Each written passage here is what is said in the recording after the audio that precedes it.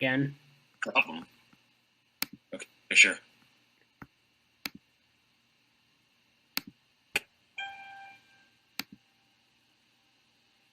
Motherfucking skill. Boy, I'm a boy, girl, you need a boy, baby, boy, I need you, boy. I'm a need to see the boy. Take my cash. Shorty pounds, I'll hit that. Shorty in. I'll get his notes. Is that work? Okay, aside from your voice breaking up like crazy, that goes weirdly well with this piece. Just a fucking Malice Misere instrumental that's been popping up on my, shuffle all day for some reason. Kind of ties into the fact I was just, working on my proposal for a paper about dark academia just before this, which, would be the topic for another podcast, potentially, but sort of ties in well enough to this, I think, insofar as, it's really this, popularized vision of, the Western tradition, Western heritage, this sort of, artistic legacy that at least Western reactionaries have been trying to revive, and particularly at the beginning of 2016 era reactionary culture, there was explicitly a lot of sort of aesthetic nostalgia. Actually, you know why the hell didn't why didn't we use this for intro music?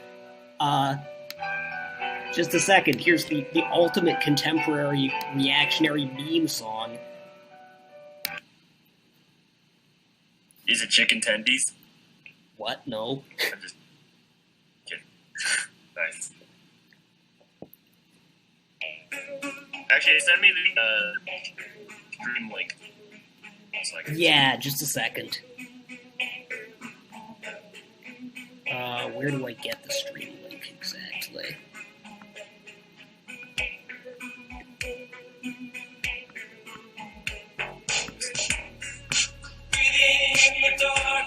Okay, then. Streaming fine, and I can hear your.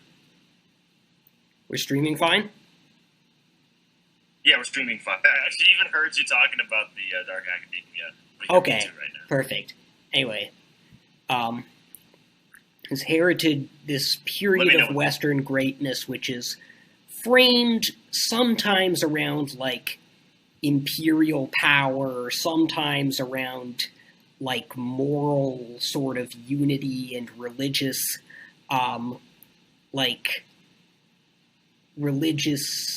faith, but particularly, and I feel particularly in the sort of early neo-reactionary period, but you can still find a lot of this, was framed around, aesthetics and the idea of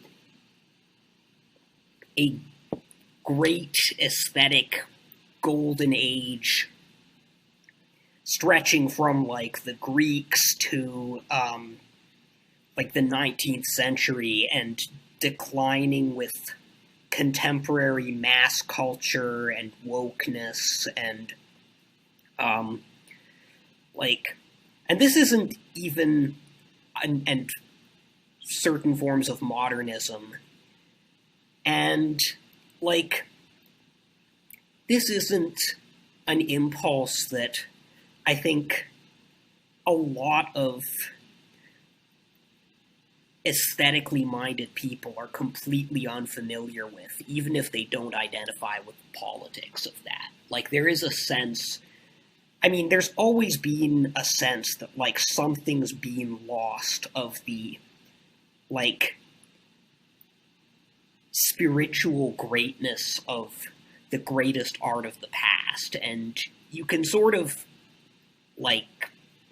interpret, given how much that sort of sentiment comes up from age to age throughout history, well, it's just sort of the wrong generation, it's you're only seeing the best works of past eras. Like, you're getting it filtered for you through the canon.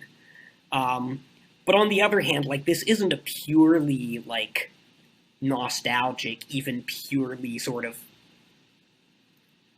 in a sense, reactionary impulse. The impulse is fundamentally to carry the canon forward and to revive this sort of artistic spirit in your civilization.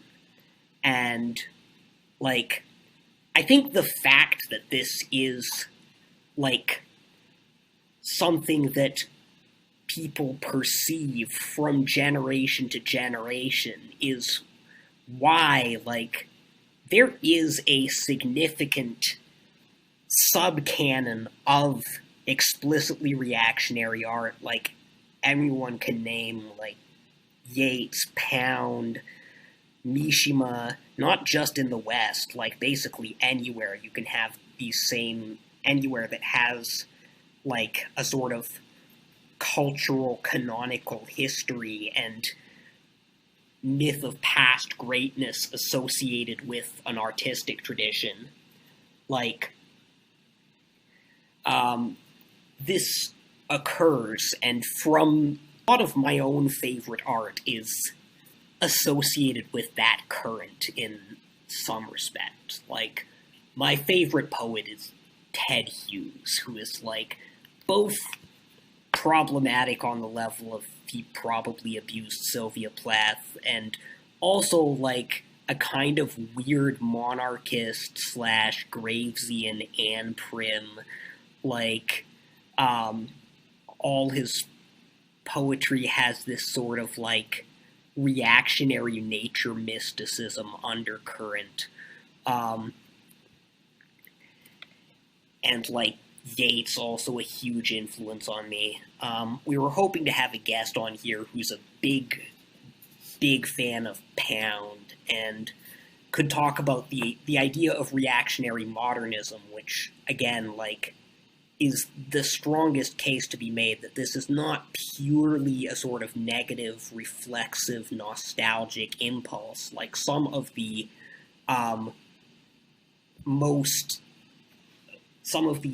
defining literary innovations of the 20th century, the defining ideas and works of literary modernism, Pound, Eliot, too, were written by people who saw themselves as trying to recapture in their era, like, a spirit of, like, aesthetic nobility that was being lost and that was associated with reactionary politics, either, like, sort of trad Catholic in Eliot's case, or outright fascist in Pound's. And again, that's interesting insofar as, like, Pound was probably the most modernist of the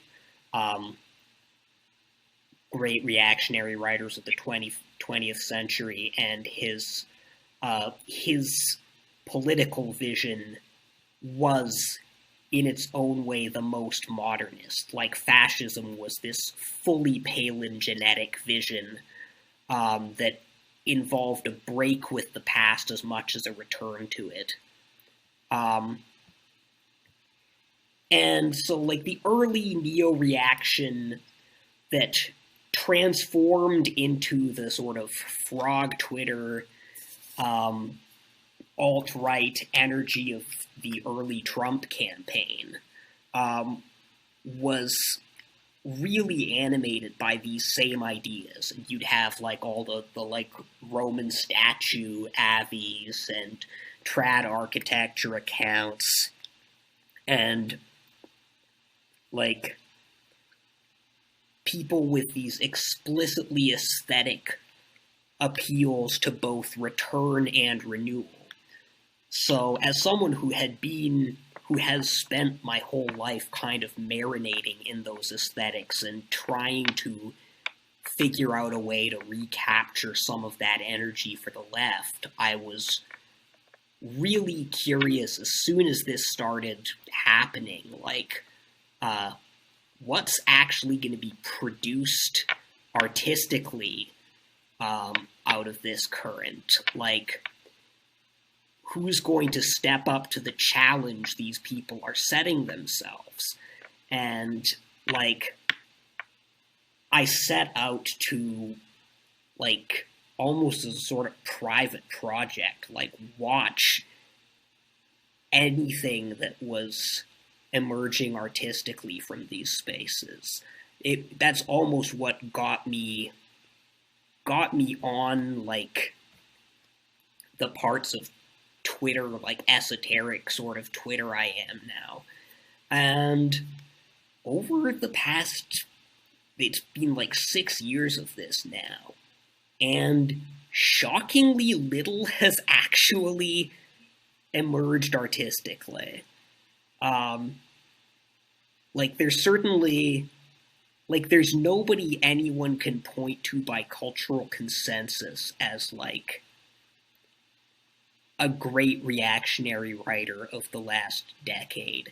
And that's partly because, like, maybe the organs of cultural consensus are more closed than they were in the early mid-20th century, that it's become more politicized, and you don't have, like, people who are not fascists who would be willing to associate with a contemporary pound. But, like, there's also, like, as someone who was voluntarily studying that, nobody who has really stepped into the shoes of a contemporary pound, or to tie into an author I saw you reading the first time I met you, Mishima, who has been a huge influence. Like, there's been this huge revival. Almost nobody talks about, like, Pound even anymore, despite Casa Pound being the name of, like,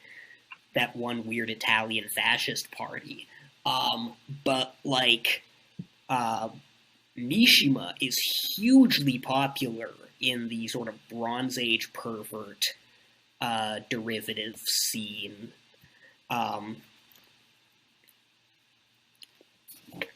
We talked about this a bit on the Mishima episode we did. That's right. Yeah. Man, So, yeah. I thought off guard because I didn't know if we were, like, actually streaming or not, so I was like, Yeah. what a prologue, man.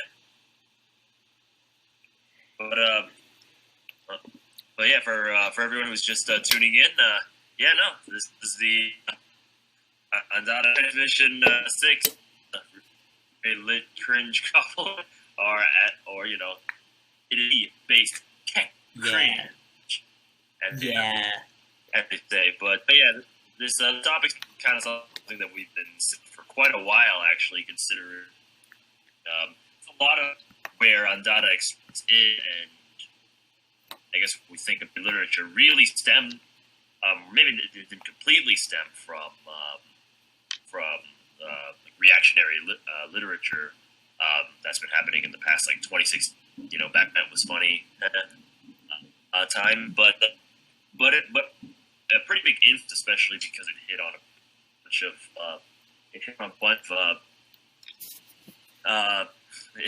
bunch of like, very salient issues within the as literature, just like in general, at the time.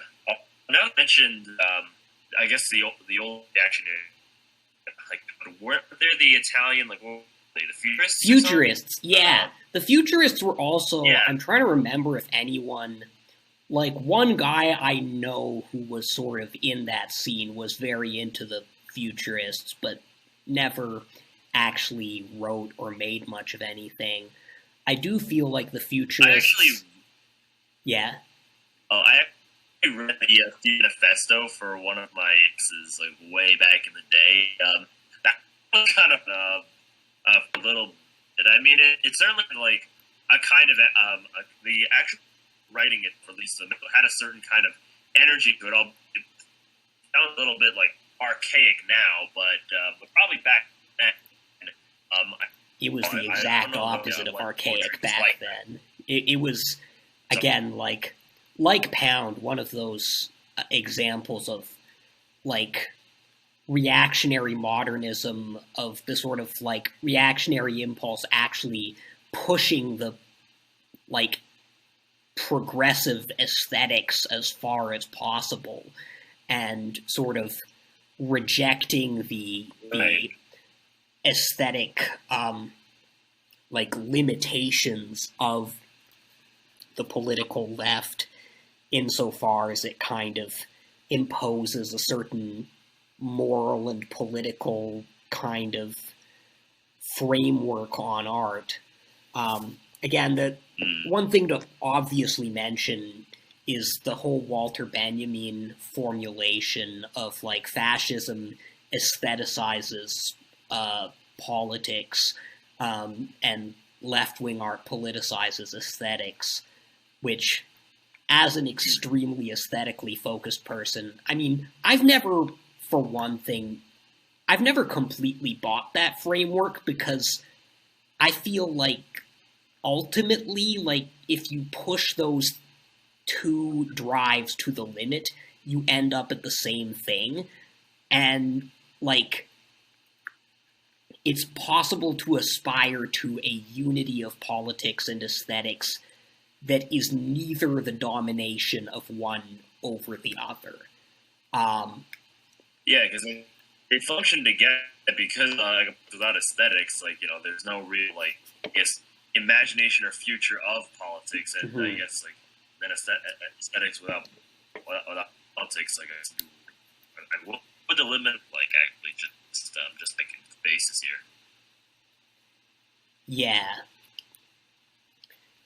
But, like, the futurists and the futurists and, say, like, the socialist realists were, like, the expressions of the absolute opposites of those poles. Like, futurism sort of gravitated towards fascism and towards, like, war and militarism for purely aesthetic reasons, that these expressed, like, the sort of speed and power and spirit of modernity, and that any sort of, like, human ethical or political objections to this could be, like, subordinated to these aesthetic values. And my sort of, like, response to that has always been that those objections can be themselves formulated in aesthetic terms. And, like, futurism is a really powerful aesthetic vision, but it's also, like, it would be utterly boring if it was everything. I sort of believe in a kind of aesthetic pluralism that in itself requires a political pluralism, and that's where I feel like fascist kind of efforts to aestheticize politics falter. And that's where I feel like every time one of those movements has come into power, it's completely collapsed as an aesthetic movement. Reactionary aesthetics is by far at its most interesting when it's critiquing society rather than when it is, like, attempting to impose itself on society and on art as a whole. But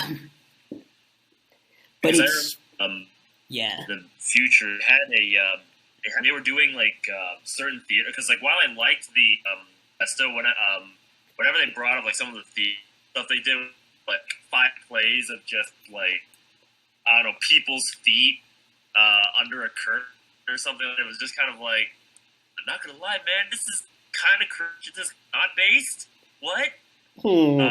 Just because it's kind of like it's supposed to be provocative, right? Well, like, no, but in me, but it's provocative. Oh, it's the people like that. That kind of reaction. If anything, one of the things that's just in mind right now is my like homeless. It's just whether interest existed, would they be the people around posting like those like Joker like hates minorities like memes ever? Well, like, that's sort of like those kind of memes are sort of like the main aesthetic production that the like 2016 era reactionary movement was actually doing. And if you read like frog Twitter people, like they sort of saw this as actually like proof of their like sort of aesthetic potential, that like they had, that they were winning the meme war, and that nobody could, that like the left couldn't meme that like Hillary Clinton was saying Pokemon go to the polls and shit, and meanwhile they were like capturing the hearts and minds of an entire generation with Trump pepes and Keck and all this. And like for a while that was true, but it also like you're saying about futurism, was an extremely limited sort of aesthetic project that didn't really go much beyond shock value and sort of absurd humor and the aesthetic experiences that are possible in the format of scrolling a Twitter feed. And at the same time, one of the things they were explicitly critical of, or in many cases implicitly critical of, was the sort of reduction of Western art to stuff that could be experienced as like sort of social media content. And so on one hand, there was this like this drive to sort of like accelerate the like mimetic production and the sort of manic energy of shit posting. But on the other hand, there was also like a drive to establish permanent forms of beauty and like sort of serious works of like the intellect that were being lost under a regime of mass culture. And it's this latter sort of ambition that totally failed.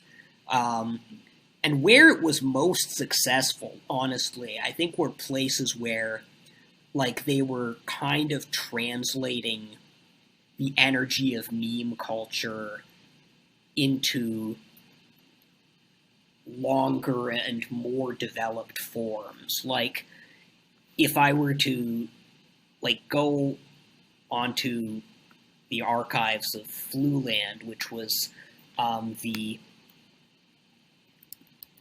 sort of lit mag that was set up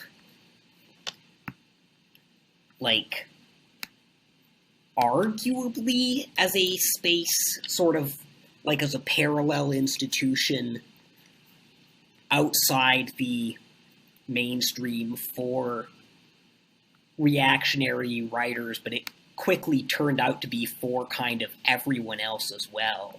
Like, some of the most powerful stuff on there is probably like Mumkey, who was one of the best frog Twitter shit posters, and probably one of the least objectionable in terms of actual politics. Just like someone who, as far as I can tell, was drawn to that sphere entirely by aesthetics and by the like limits it pushed the aesthetics of shit posting to. And who in turn pushed the limits of shit posting to like surrealism and sort of like more profoundly evocative poetry, in a way that's similar to what I was sort of looking for in the early period of alt-lit. But, like,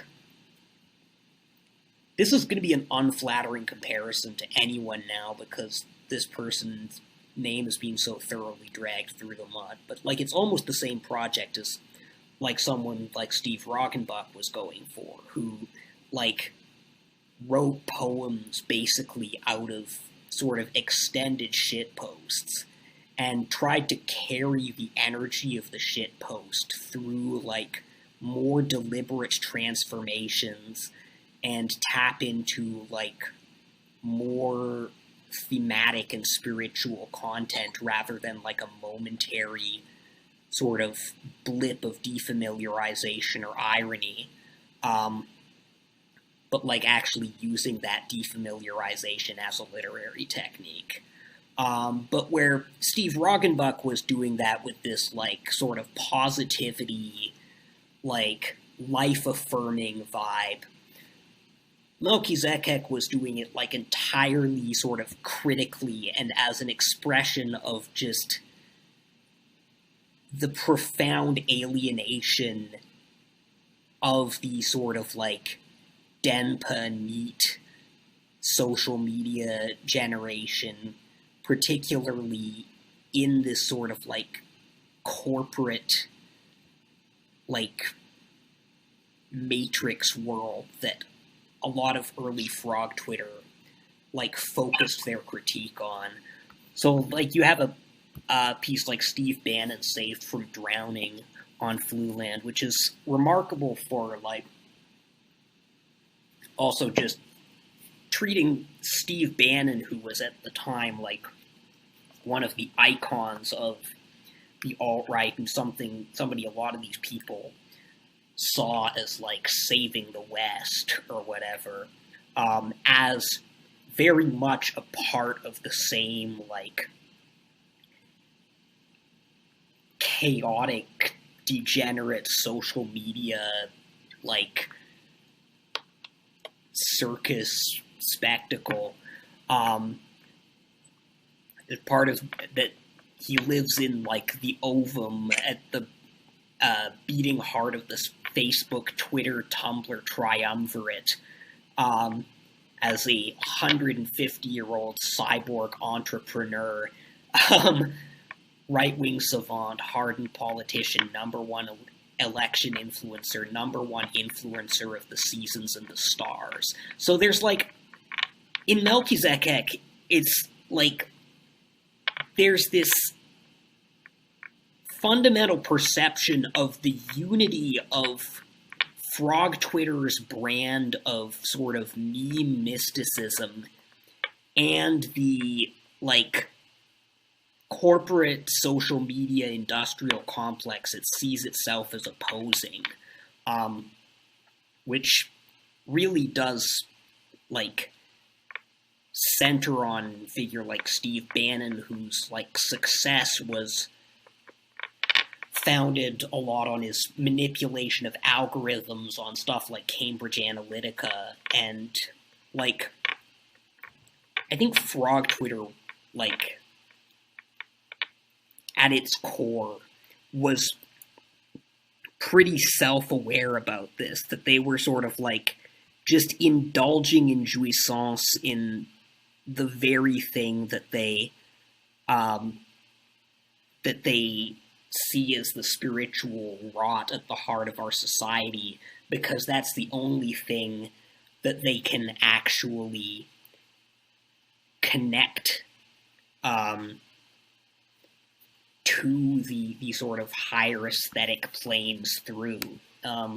What's Melch's, like, classic tweet, the one that probably, like, his most remembered tweet? Just a second. I can the specific one I'm thinking of here. Oh yeah, I dreamt I was a dumb architect. Sorry, I just want to read this one tweet from I dreamt I was a dung architect. I slaved for years, all alone, building a city from my own waste. Its geometry was holy. No one understood. Oh yeah, and this one right after that also like speaks to the same thing. The shadow of progress is apocalypse. From a certain distance, who can distinguish the desire to save the world from the desire to end it? Which is almost reminiscent, to bring back Walter Benjamin, of like the classic angel of history quote. What were you going to say?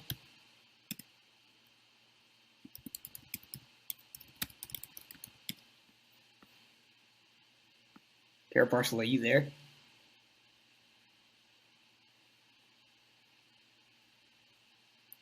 Oh, I just muted my mic just in case of like background noise. Yeah. Were you about to say something?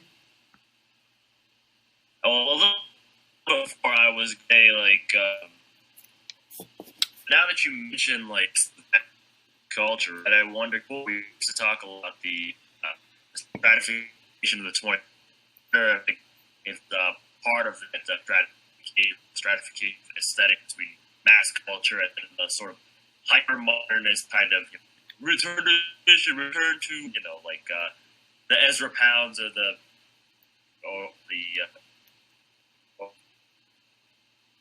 as like a framework for writing. I wonder if that was like part of that stratification. I mean, you probably okay. You cut off a whole bunch in there. Sorry.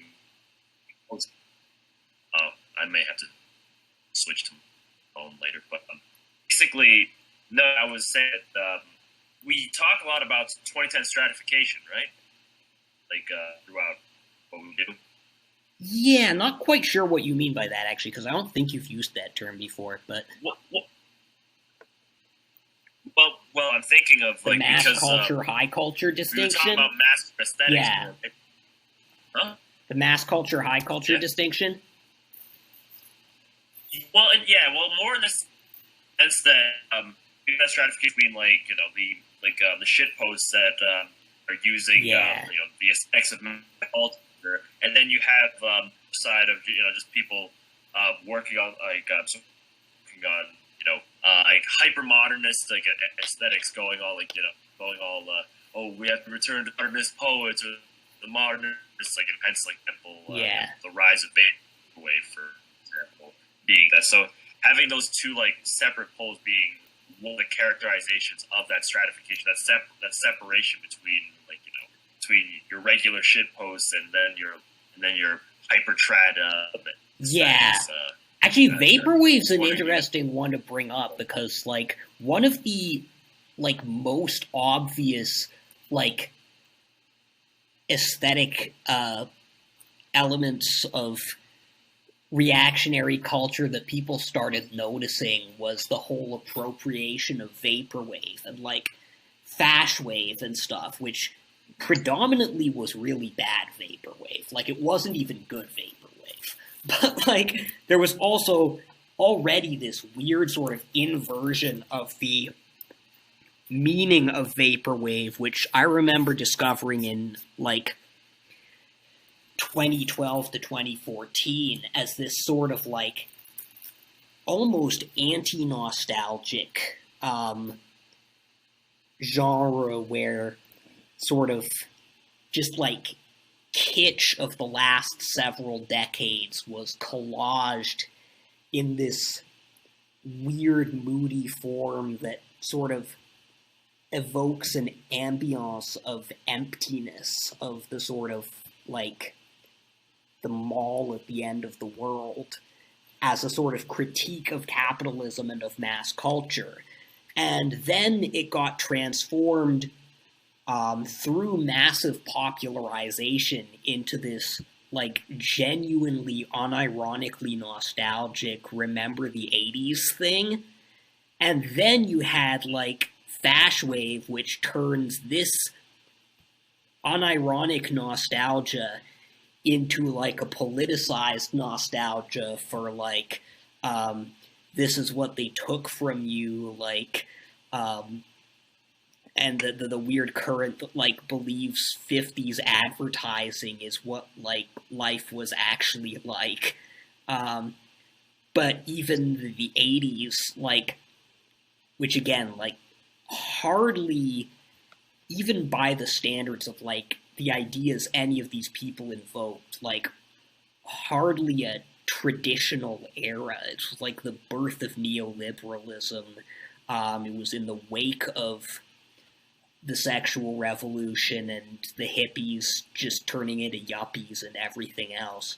Um, but like for a certain contingent of like Gen Xers and older millennials, it's like this is the familiar world we grew up in that's being alienated from us by like post 2008 economic conditions and woke culture and like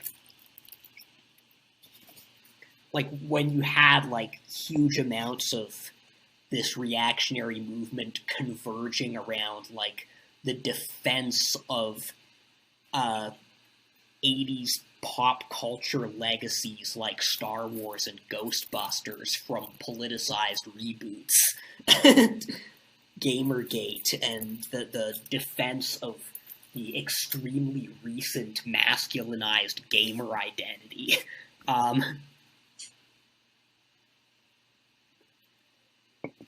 Which I think one of the things you will be no longer in the 80s and you will be happy, as they say. Yeah.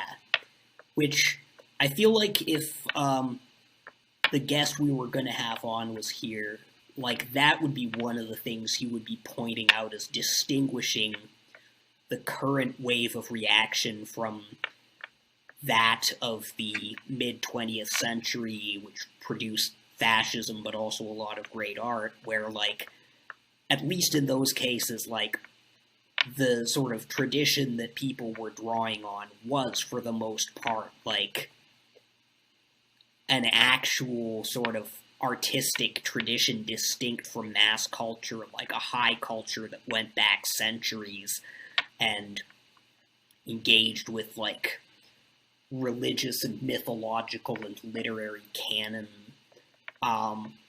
Whereas a lot of the core constituency of like 2010s and onward reactionaries are like, despite sort of superficially appropriating the aesthetics of this sort of trad ideal, are far more grounded in mass culture and American anti-intellectualism than in any actual living tradition.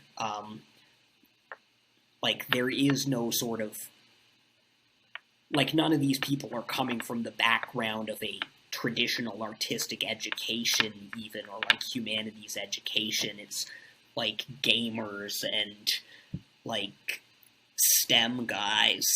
But I don't think that fully explains it, because as we'll get into, like, there was especially with Frog Twitter, like, a distinct contingent of highly literate people who kind of took upon themselves this role of creating an academy outside the academy and introducing, like, a generation of people who couldn't get into, like, humanities academia because it's a waste of money and the programs are tiny and, like, most of what's going on in them now is actually sort of, like, left-wing identity politics type research, and introducing, like, just Twitter randos to the Western canon. Like, Logo Dedalus did this. Bronze Age Pervert did this. Bronze Age Pervert is probably... Like, Bronze Age Mindset is probably cited more than anything else by contemporary reactionaries as, like, a great work of literature to come out of the contemporary reactionary movement, and, like, I don't even want to cover it on this episode. It's just poorly rehashed Nietzsche. Like, it's not interesting at all. It's not that well written. Um, yeah, there's more interesting stuff than, like, I don't think there's been anything that significant that's like the major idea we're setting out to explain, but there's more interesting and more significant stuff than Bronze Age mindset. But Bronze Age mindset was like absolutely significant in terms of being influential, in terms of sort of like mainstreaming this like pop version of Mishima aligned with like gym culture and like bodybuilder forum culture. um,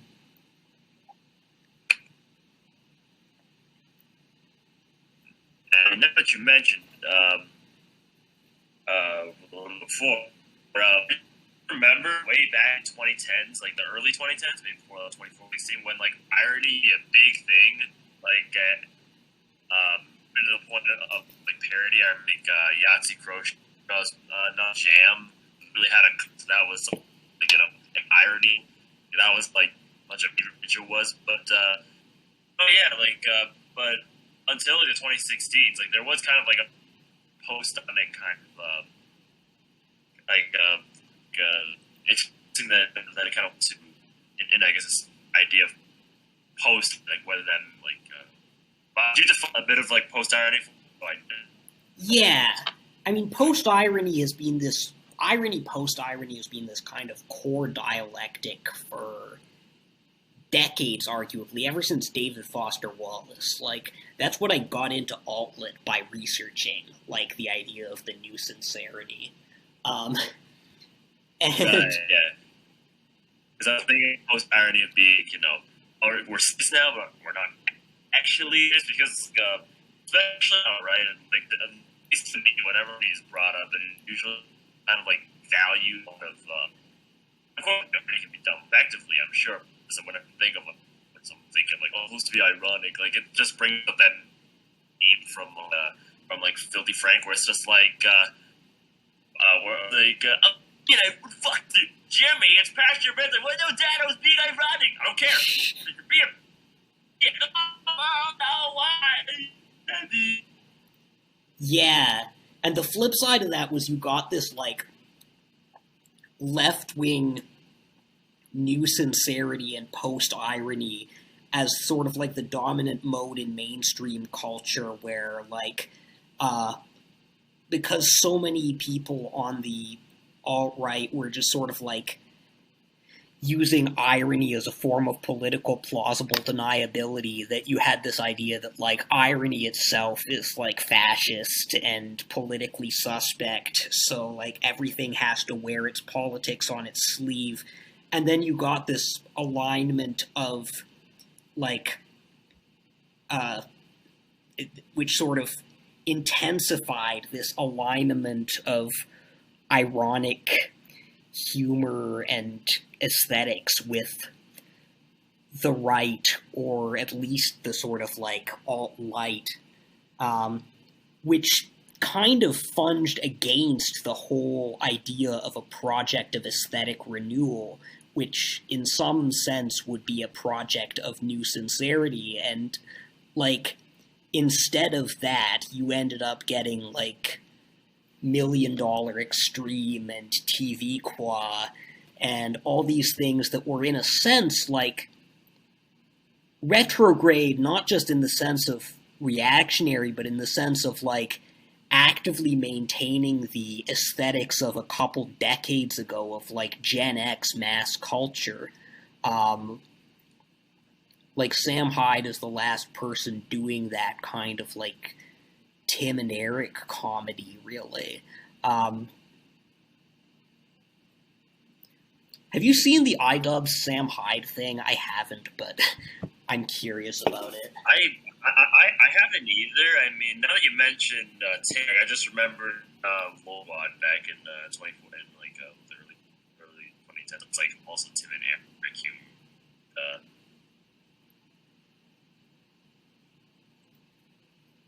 Wait, did I cut out again? No, but You might want to switch to your phone anyway, because, like, a lot of what you're saying is coming through kind of garbled. Right. Fair enough. Actually, one thing I was thinking of too was the role of distortion in vaporwave, right? Because I talked about emptying elements, and I was thinking, oh yeah, the distortion too, because one of the dominant aesthetics of vaporwave was like scan lines and static, right? Yeah. Yeah.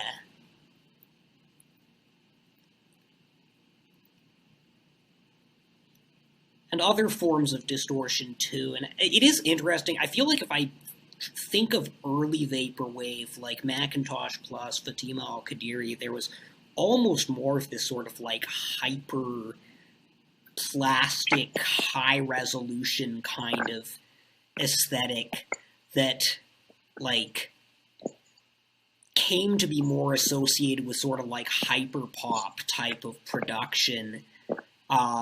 Whereas, like, the stuff that really took off as this sort of popular art form, and also as, like, as something that was adapted to, like, YouTube playlists and sort of synthesized with, like, the lo-fi hip-hop phenomenon, was the sort of, like, really blurry VHS, low-res, lo-fi kind of sound. And that really dominated vaporwave for a while, and now there seems to be sort of like a pendulum swinging against it again with dream punk, which is a lot more sort of hi-fi and detailed sound. Hey, here's a question for you. Do you think if vaporwave was the oh shoot, I'm evading right now, but I guess my question really is lo-fi the musical equivalent of new sincerity? Or actually, if vaporwave is irony, then is lo-fi new sincerity? Yeah, I think that's essentially what it was. Like, lo-fi was the sort of new sincerity moment of vaporwave. And it was a new sincerity moment that, like, a lot of the new sincerity of the 2000s, like, sort of the indie folk new sincerity that took over from, like, alt-rock, was a sincerity premised on nostalgia. And I think one of the problems with new sincerity, and the reason no form of new sincerity has really been able to get off the ground, is that every form of new sincerity, whether it comes from the left or the right, seems to take the sort of adoption of signifiers of a more sincere past as its shortcut to, like, a more sincere form of expression, and in doing so just kind of, like, reifies this division of, like, the authentic, sincere past and the sort of disintegrating, ironic, postmodern present and future. So that there's not really been something that's been able to take a more sincere artistic approach and really make it new. Yeah, because I was thinking too, like, if anything, it's almost like that irony and that sincerity represents like two kinds of worlds in a way that because with lo-fi, right, it sort of reflects a kind of as the philosopher Byung-Chul Han would put it, like the burnout society, the people that have been like overworked, overexploited, and returning home, that kind of reality. And then you have like vaporwave, like representing that the other reality that is like the sort of like the kind of like how would you say the hyperactive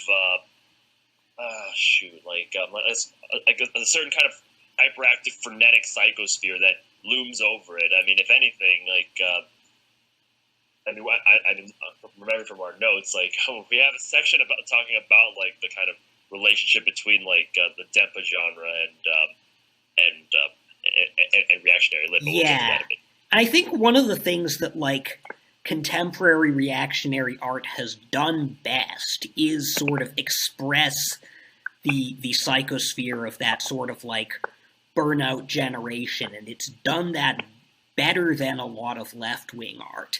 And in that, there's a sort of like analogy to the whole way in which, like, again, Trump represented this kind of populist right-wing movement that emerged as like left-wing activism was increasingly captured by sort of elite PMC kind of academic signaling concerns. But like, so that's actually, I think, a good transition into, like, that's what a lot of, I found, the kind of writing that was in Fluland did. And Fluland was like the first thing I really discovered when I was looking into this. Like, I can't remember how I even found it, but I was looking through Twitter in like 2017 or something and saw people sharing this website that, like, immediately I could like there's a certain level of controversy over whether Fluland was or wasn't a reactionary publication, because, like, it was sort of dramatically canceled at the height of its popularity by this anonymous account doing a kind of like investigative Antifa thing, from a point of view that, like, clearly was not that actually familiar with the spaces it was operating in, and will occasionally say just kind of like goofy things about, like, that just sound sort of conspiracy theoretical, if you read them now, but, like, and that framed it very overtly as this sort of, like, extremely, like, deliberate, mobilized fascist conspiracy in the way that, like, again, Antifa people in 2017 thought there was, like, a super organized movement of literal neo-Nazis who wanted to, like, take over America and turn it into a Fourth Reich, as opposed to just, like, a kind of cloud, amorphous cloud of people with, like, right of the Overton window kind of opinions that were largely contradictory, and just sort of like generic conspiracy theory and populist kind of opinions that were clustering around Trump and anti-woke stuff, and a lot of which was as much anti-political as hyper-political. But, like, to a lot of people contributing to it, like, it was not obvious that there was any political subtext or undercurrent to Fluland until, like, these people investigated and proved, like, oh, like, the guy who founded it was Oswald Spengler, who has this and that history of, like, objectionable comments and stuff, which, like, Oswald was... I know more of the history of this than I can go into publicly, but Oswald was not the only person running Fluland.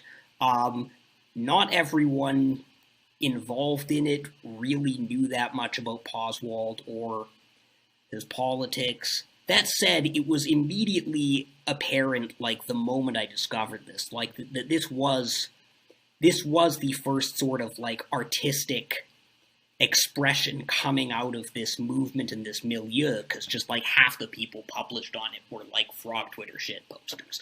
Like, Melchizedek, Kantbot ran a story on there, which was pretty bad. All these people.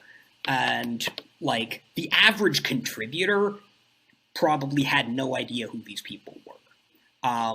I did, because I was, like, obsessed with that. So, and it got advertised on places like Lit, where, like, a lot of the sort of like audience was sympathetic to that and was even looking to sort of like explicitly build parallel cultural power for the right, but also a lot of people were just like weird suits and like disaffected humanities students. And the interesting thing about Fluland particularly is, as someone who's been sort of as a publishing company that's been sort of operating in the so-called cyber writing, outsider lit, online lit, people are even calling it alt lit again, milieu, like, Fluland really helped shape a lot of the space that you see today as these scenes. And I do not mean to, like, cancel anyone or imply that there's, like, that cyber writing is a fascist conspiracy or something by saying this. But if you look back through the masthead, if you look back at people who were published on it, like, especially later in it, like, if you look at the really early stuff, it's almost all just, like, frog Twitter micro-celebrities, and who are largely not that great writers. But then if you look into it's sort of, as it got bigger in like late 2017, 2018, I think it died by 2017 actually. I have this vague memory of it being around later than that, but that's probably wrong as far as I can tell. You find people like Garrett Strickland, Cowboy Roland, Kat Giordano, James Newlick, like people who are sort of ubiquitous in the alternative writing scene now, and who probably weren't associating that closely with each other before. You also find people who just like blew up on Twitter after Calvin Westra also. Calvin West, like, I discovered Calvin Westra through Fluland, and like when I found like Soft Cartel, I was like, oh, this is where like the Fluland people went. I can't remember where I exactly got that sense. Might have been even just sort of like the aesthetic of the site, because they both had this sort of like vaporwave layout aesthetic. Yeah, because, oh, sorry? Yeah, keep going.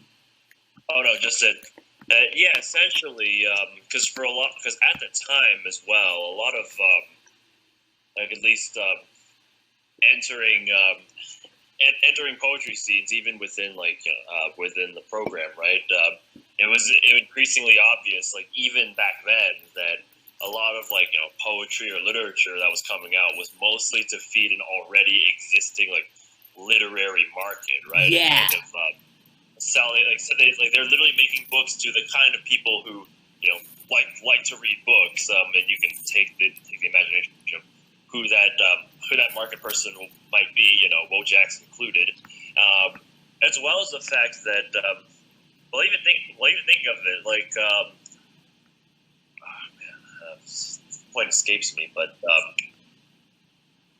oh right, yeah, because for a while, right, I think, wasn't there a joke with, like, alt-lit where essentially it just devolved into something like, slow guitar drone, low cat, like small caps.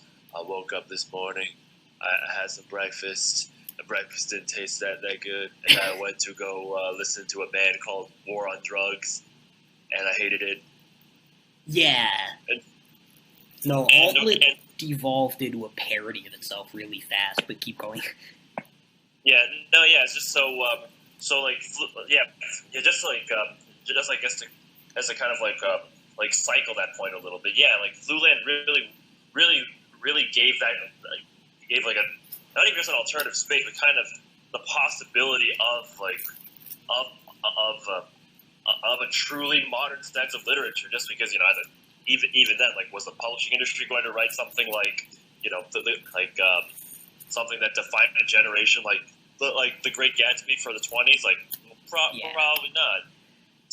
One of the interesting things about Fluland is it kind of, like, it kind of had almost no editorial standards from my sort of vantage point. Like, there was stuff on there that was, like, only on there because the author was famous on Twitter, or, like, not even famous on Twitter, but was, like, sort of active in, like, a Twitter in-group, and, like, that was sort of mutually self-promoting, and most of the, like, explicitly reactionary stuff was the stuff that sort of filtered in under those auspices. And then there was, like, really good stuff that also, like, was better than what would often get in under, like, the sort of explicit standards of the publishing world, which I've noticed before. Like, I've noted, like, having been in a creative writing program, like, brilliant writers would come into those programs, and when they'd start publishing stuff, it would be their least interesting work,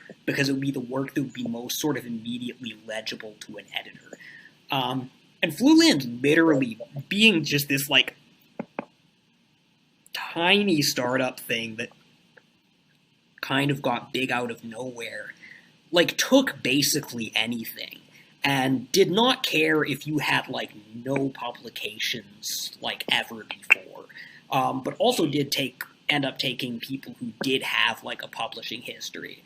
I can't remember who I saw on, like, there who I recognized from Altlit, which was when I realized, oh, there's something going on here beyond just Frog Twitter having a house publishing organ. I think it was Sam Pink, because I actually was looking this up and found a review of Sam Pink by Delicious Tacos, who we're going to be talking about in a bit. And Delicious Tacos is like, I didn't want to like Sam Pink because he was worshipped by 2014 Vice and the guys who ran Fluland. So I'm pretty sure it was Sam Pink. Might have been some other people, too. Who I saw on there, and it was like, oh, this is where, like, the former Altlit people are going now that there aren't really Altlit spaces anymore. That's a development. And that development ended after Fluland got canceled as such, like, sort of splintering off into other sort of places like Expat and Surfaces and, like, what was it? The, like, Soft Cartel, which turned into Back Patio, etc., that kind of, like, did not have Pausewald, did not have, like, Frog Twitter fan service, but had the same sort of, like, authors networking primarily through Twitter, and promotion primarily through Twitter, and through adjacency to Twitter spaces that were not necessarily literary spaces, but that were sort of like shit posting and political and theory sort of spaces. Another really funny instance of a person who came up through Fluland, and I think a good example of, like, the kind of Twitter space that it grew through is McCrumps, Mike Crumpler, who is now this sort of, like, now sort of presents himself as this kind of, like, woke incel expert, who, like, came up through being kind of adjacent to, like, Frog Twitter and incel Twitter and, like, the kinds of people who would feature in that Theo and No GF, and being published in Fluland. Like, that's where I discovered him, through a Fluland piece, which was actually pretty good, and was one of the better pieces in there, which also comes up on the, like, giant cancellation document, where he's listed, like, under presence of open white nationalism, for his piece Humpington Plantation being full of pointless racist caricatures thinly veiled under the idea of satire, which it most assuredly is not. Humpington Plantation most assuredly was satire. Like, it's very hard to read other than as satire. It's maybe edgier satire than Crumps himself would probably write today, but it's like, it's a satire of the self-conception of colonial America. And all his pieces in there were basically about the sort of like absurdity of the American project. Washington Spring and rich parents too, rich parents being a thing he has and gets roasted for periodically. Like, it's just kind of funny that, like, Crumps is someone now who would probably support, like, the original sort of cancellation effort wholeheartedly, but would not be in the position he is in now to do that if he had not, like, published in Fluland. But... And I wouldn't really care about the hypocrisy of this were it not for the fact that I kind of wish he would actually write more interesting stuff again instead of doing kind of like think pieces and like podcast, like Josh Citarella type podcast stuff. Oh man, so you're telling me this dude became the institution? Bruh. Yeah, he became the institution, which is what his... Like, his family are literally, like, Raytheon or some shit people. Like, he's a strange figure. Again, I found him sympathetic early on as someone who, like, had enough of an academic background and enough of, like, actual artistic ability to sort of like poke holes in the pretensions of this reactionary scene, but now he's just kind of become like, again, a like popularizer explainer guy.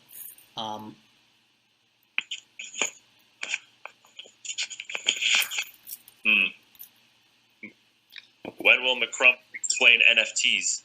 Oh, I'm sure he's done that. I haven't checked on his podcast or anything, but, like, almost certainly. He had an interesting-ish podcast a while ago where he was actually, like, reading, like, QAnon poetry, like, the poetry that gets... Poetry? Yeah, no, there's, like, poetry getting written in, like, QAnon Telegram spaces and shit. And most of it's pretty bad, but, like, there was one decent thing in there, which, like, happens in any sort of weird amateur scene like that, but... Although I'm not gonna lie, QAnon poetry sounds like a thing that someone would publish as an unironic, like, poetry book. Like, it would be, like, a literal poetry book that someone would make a couple of years from now, as like part of the poetry industry, and it's kind of like things that it I rather the kind of like circles that it tries to dabble in, like, you know, try to be like, you know, slightly educational, slightly like historical. I feel like there'd be too much politicized backlash against that now. Like, several years ago, before the whole sort of like hyper-mobilization against the alt-right, you could have had something like that for, like, Tea Party poetry or, like, Bush fan poetry, but, like, nowadays it would be, like, platforming extremists. Not living in an ironic world anymore, so we can't do that, I guess. Yeah. Well, on the topic of rich parents, the piece that I read for Fluland was The Drunks by Alice Florida Shu, I think. Who I think was Poswald. Like, I'm pretty sure the findings, although that may have been wrong, but I think the argument of, like, the big cancellation document was that Alice Florida Zoo actually was Poswald. Right. Oh, yeah, how could I forget that? Yeah, because, like, man, I don't know, what's, on a hypothetical question, if you encountered that name for the first time, what's your chances of guessing that it was a pseudonym? Like 100%, because that's like an alt-lit pseudonym. Like, it has, like, it's exactly like something I would have come across in, like, it's almost like a parody of something I would have come across in, like, alt-lit in 2014 with the, like, female name, Asian name. Like, there was a whole thing where, like, white guys would pretend to be Asian, and it was, like, Like, I remember David Wong from Cracked, like, that, his whole thing, and, like, half the guys in alt-lit used, like, female names, and the women used male names, and then, like, putting an American state in your name was, like the sort of wearing, like, an American flag tank top kind of ironic thing. So, like, that name is literally, like, a hat trick of alt-lit pseudonym tropes. Man, so does that mean that out of all those guys, you think there's going to be one that likes Johnny Toe Sparrow? Because, like, this is just kind of an in-joke between me and baroquespiral, but just that for most of, like, the non-Asian people that I've showed Johnny Toe to, all of their favorite Johnny Toe movies were mostly Sparrow, so that's usually, like, but usually if someone says that, oh, my favorite Johnny Toe movie is Election, then I go like, so it's actually Asian then. Like, it's just a Yeah. silly joke. No, probably would have been, although actually I could see Alice Florida Zoo specifically liking one of the sort of manlier ones. Because, like Sparrow appeals to people because it's, like, French cinema. But I feel like this person would have been more into something that's more like American cinema. Fair enough. I mean, well, then again, maybe they'll watch it because, Quentin Tarantino gave it the A-OK. Mm-hmm.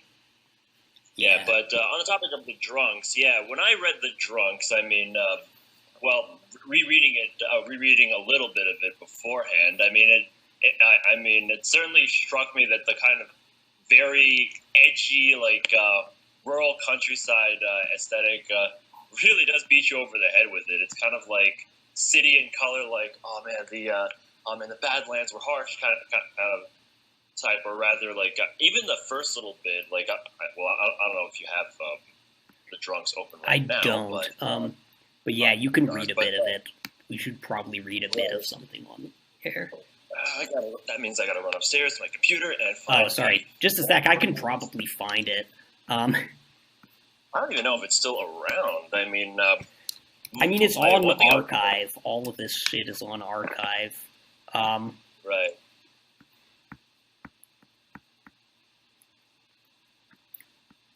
Just a sec. Let me see if I can, because it's probably in that big, like, Trunks, Alice Floors. Just putting it in Wayback Machine. See if I can get it. Well, if you can't find it, I can, like, let's see.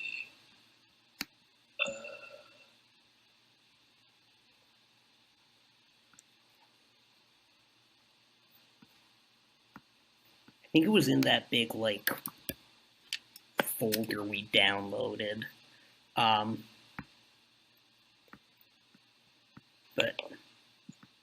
that stuff was hard to open, as I recall. Because, like, the one paragraph I was thinking of was just in the beginning where I think, I literally found it. Here, I'll post it. This kind of, that mindset where people are like, oh, tough times make strong men, and hard times make strong men make good times make weak men make hard times. Yeah, that was just that.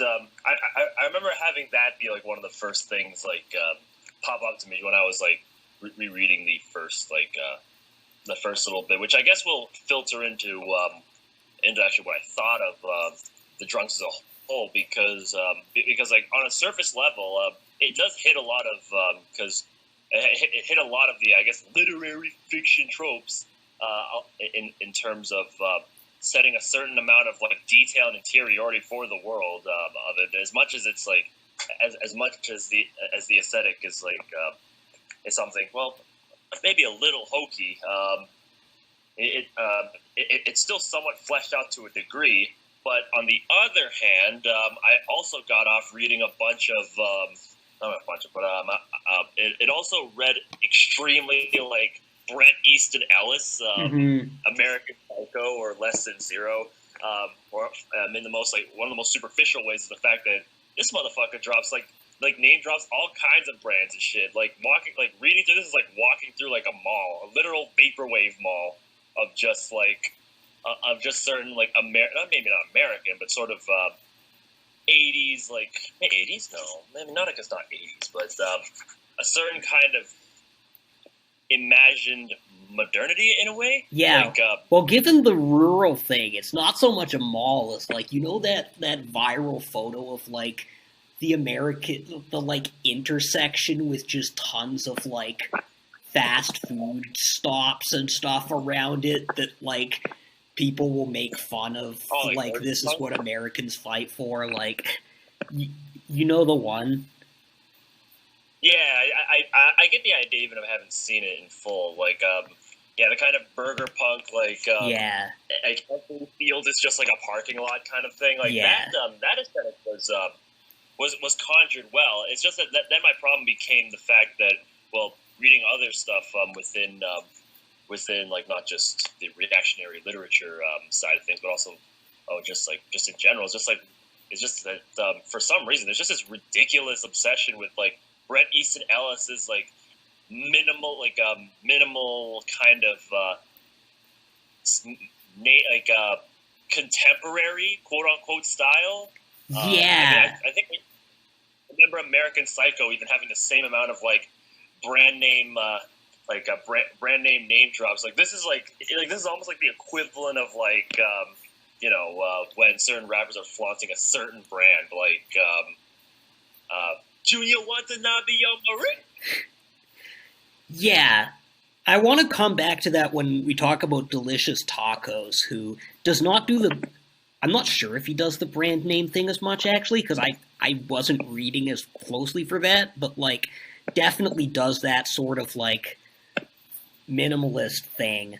But with Alice Florida Zoo, specifically the kind of, rural atmosphere that you sort of alternately describe as being well developed and kind of corny here. I think that was one of the things I remember him being kind of praised for, and that was sort of the appeal to his work from a kind of politicized perspective, because it was in keeping with the sort of Trump era populist movement. It was this sort of voice of the unheard rural America thing, and a world in which the in a cultural setting where the conventional literary world had become increasingly dominated by sort of urban elites and the product of which, to be fair, I've never felt was quite as total in the literary field as in other forms of art in America. In fact, the biggest MFA is in fucking Iowa.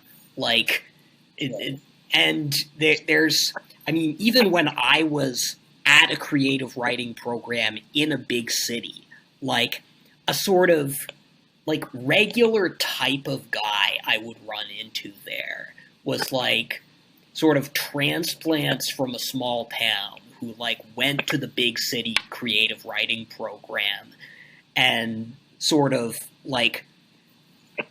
almost the program sort of ran on the enthusiasm of these sort of small town refugees for big city culture.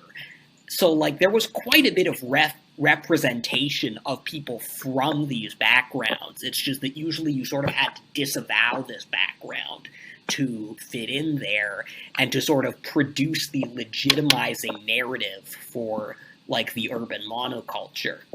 And on one hand, what Alice Florida Zoo is sort of trying to do is a counter narrative to that, and the internet sort of made it possible for people. I don't know if Alice Florida Zoo, I don't know where they lived, actually. I have no idea if he lived in a city or stayed in, wherever this is set.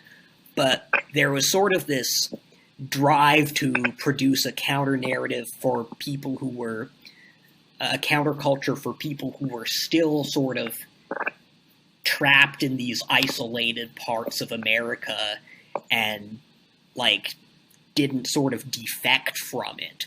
But on the other hand, like that particular story, The Drunks, is an incredibly like unflattering vision of like small town America that would not have been at all sort of out of place in a like this is the fucked up small town I got away from MFA context, where like the story is literally that they just like find and beat up and kill these homeless people who are hanging out around like the outskirts of their village for no reason, just because they're bored, which again speaks to that on a sort of level of viscerality that like I feel like in a sort of MFA story, especially these days, like you wouldn't be able to like use that even as your perspective character, and like you wouldn't be able to sort of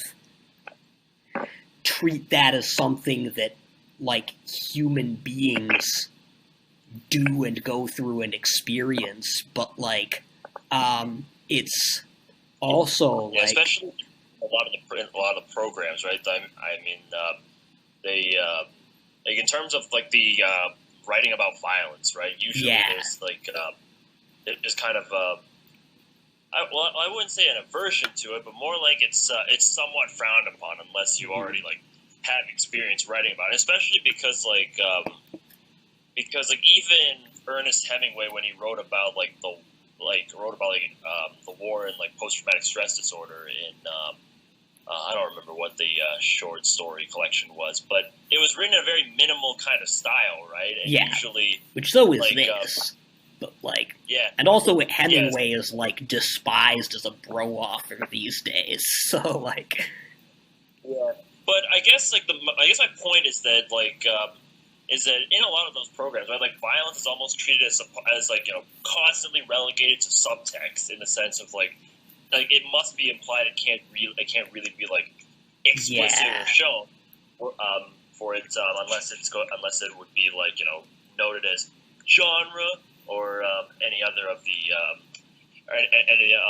other kind of pejoratives used against it. But this is definitely like it really captures like the hyperviolence of the time, especially with like scrolling through it really quickly, like when he's killing one of the guys, like it immediately cuts to a kind of mediated image of like Hasta la Vista baby, fucking Arnold Schwarzenegger, shooting the T-1000 frozen over. Although then again, that image alone probably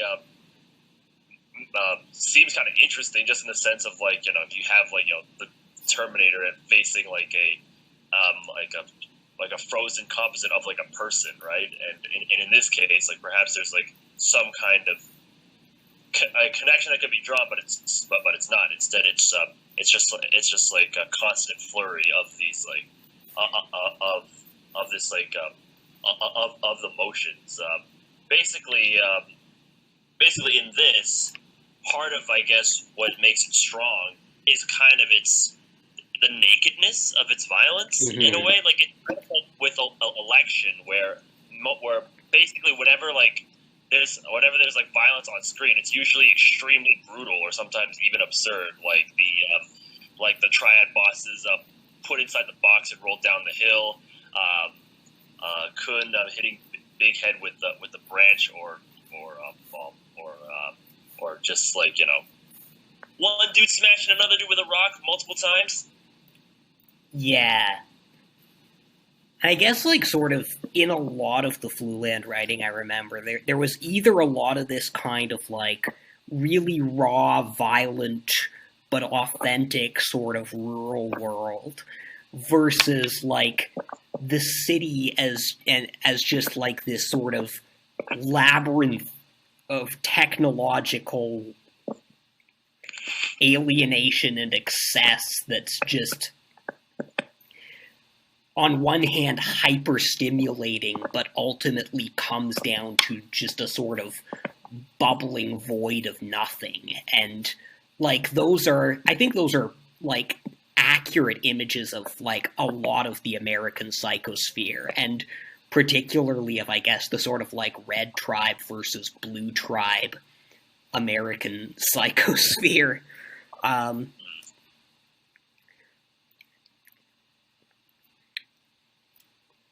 now that I think about it too, like, and also we could probably get into this as well when we get to our next piece of reactionary lit is this a sort of idea of I guess maybe not swagger, but the kind of not confidence, like a kind of like there's a certain certainty to its to its voice in a way that and I guess the complicated I guess maybe it's point of interest, like the point of discussion could potentially be talking about whether this like the certitude of its voice being like either a product of trauma or it being like, you know, unironic, right? Like, for example, like two of us betting Billy was lying. A small group organized on a Saturday to find this red-haired man. It was early autumn and the green of summer. A wonderful summer had angered to a red that snowed all around us. Living leaves, still fleshy, mute beneath our Chuck Taylors. I brought along my kid brother Jared. In those days, a weak and anxious child preoccupied with eyeball-y anime. My father worried, seeing the sulky teen in embryo, a loser man to be. Challenge him, my dad said, standing darkly in my bedroom doorway. He'll thank you one day. Kind of that sort of. I almost want to say, like, just from like an immediate immediate kind of like reaction, I guess, is like that kind of like cultish kind of like, oh, I have to go through this like initiative like ceremony of pain in a way. Yeah. I don't know about like, yeah. Specifically like how would you say specifically rural, like a far rural thing that I guess people might go through. Then again, I'm sure someone's gonna jump on me about like, oh, the changing images of masculinity, and well, that's the thing. Like the sort of like this story could have been written by somebody in like an MFA who would have like seen this as just something to be escaped by like getting into an MFA and like spending the rest of your life like writing about like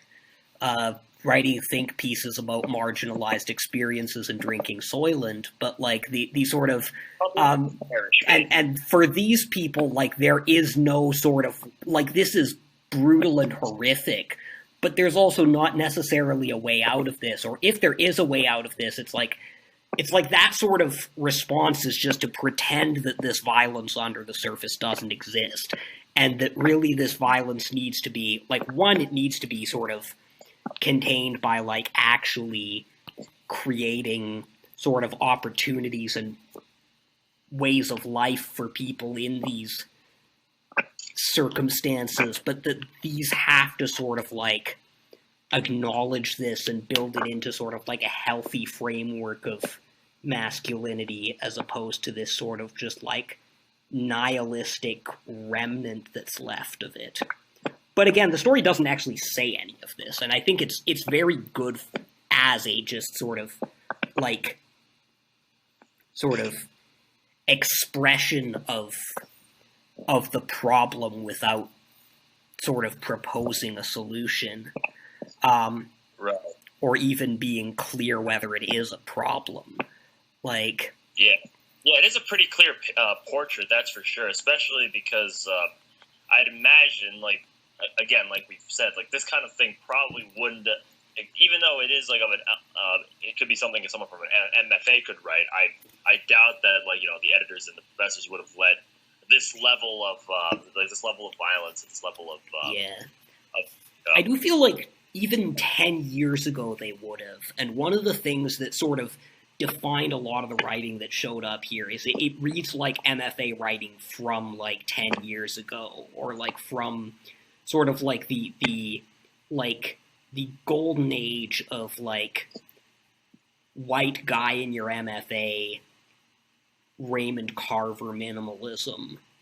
And, like, there was a shift away from that, like, within my lifetime.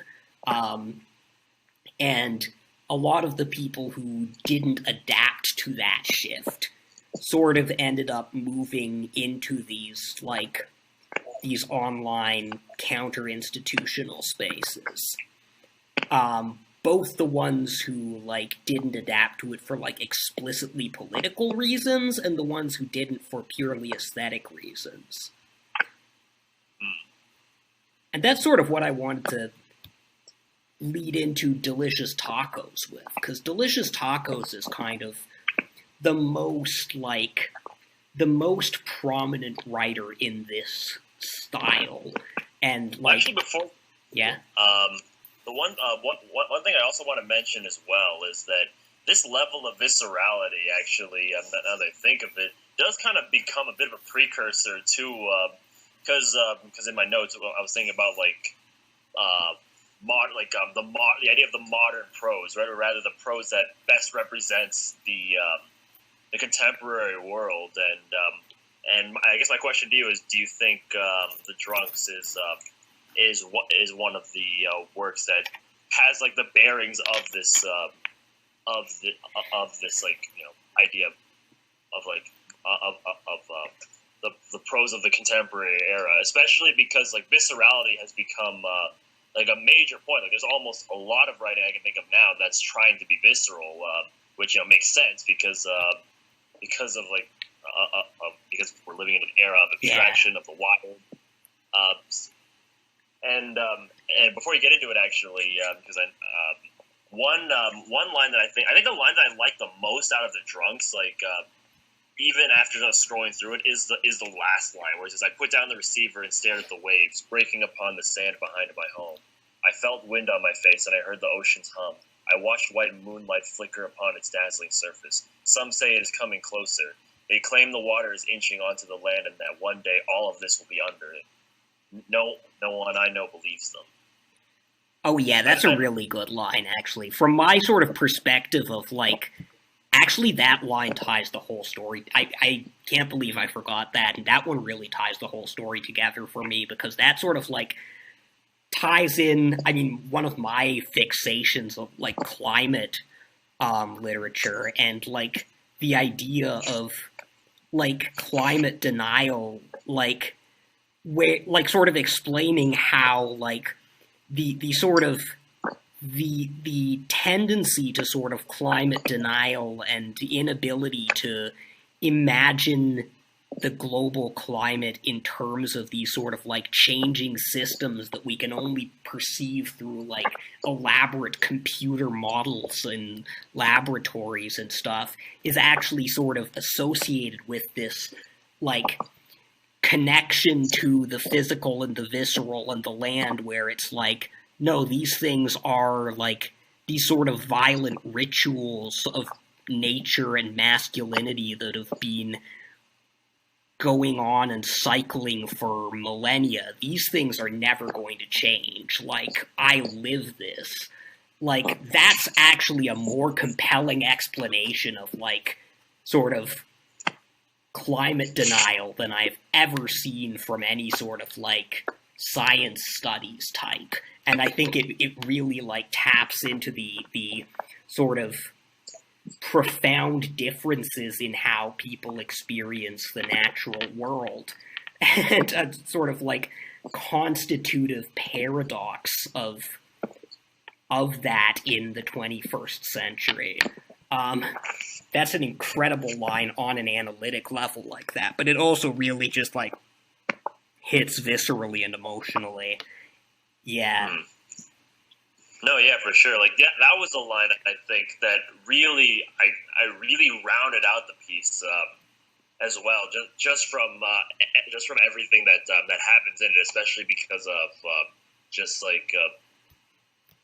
way that that most of it just kind of reads as, like, you know, hyper-violent rural town, and then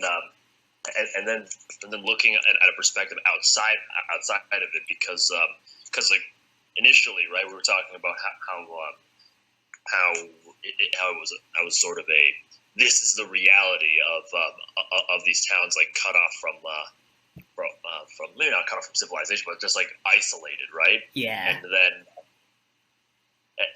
And then the kind of and not a possibility, but rather, but even when someone's like displaced from it, whether they go into an MFA program or move to a big city, it's like it's like the trauma kind of manifests in this sort of apocalypse. It's kind of the sort of that wish.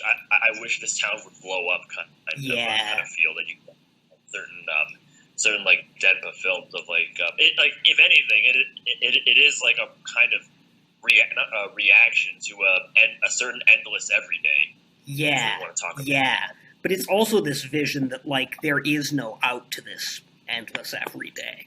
That there is sort of like and that the sort of like the sort of idea of like sort of technological apocalypse that is climate change is actually just sort of unthinkable, and insofar as it is thinkable, it's itself the kind of like nihilism of the cities that are cut off from the reality of the natural world and so can imagine it ending. If anything, it's almost like the ocean is that work's version of like its own end sky, and it's interesting because the end, like, is the sky, but the ocean being like tethered to Earth is like it's not a plane that specifically leaves the Earth like the heavens do. Instead, it is a plane that is trapped to Earth, just like the people in the story. Yeah, and those who are dead.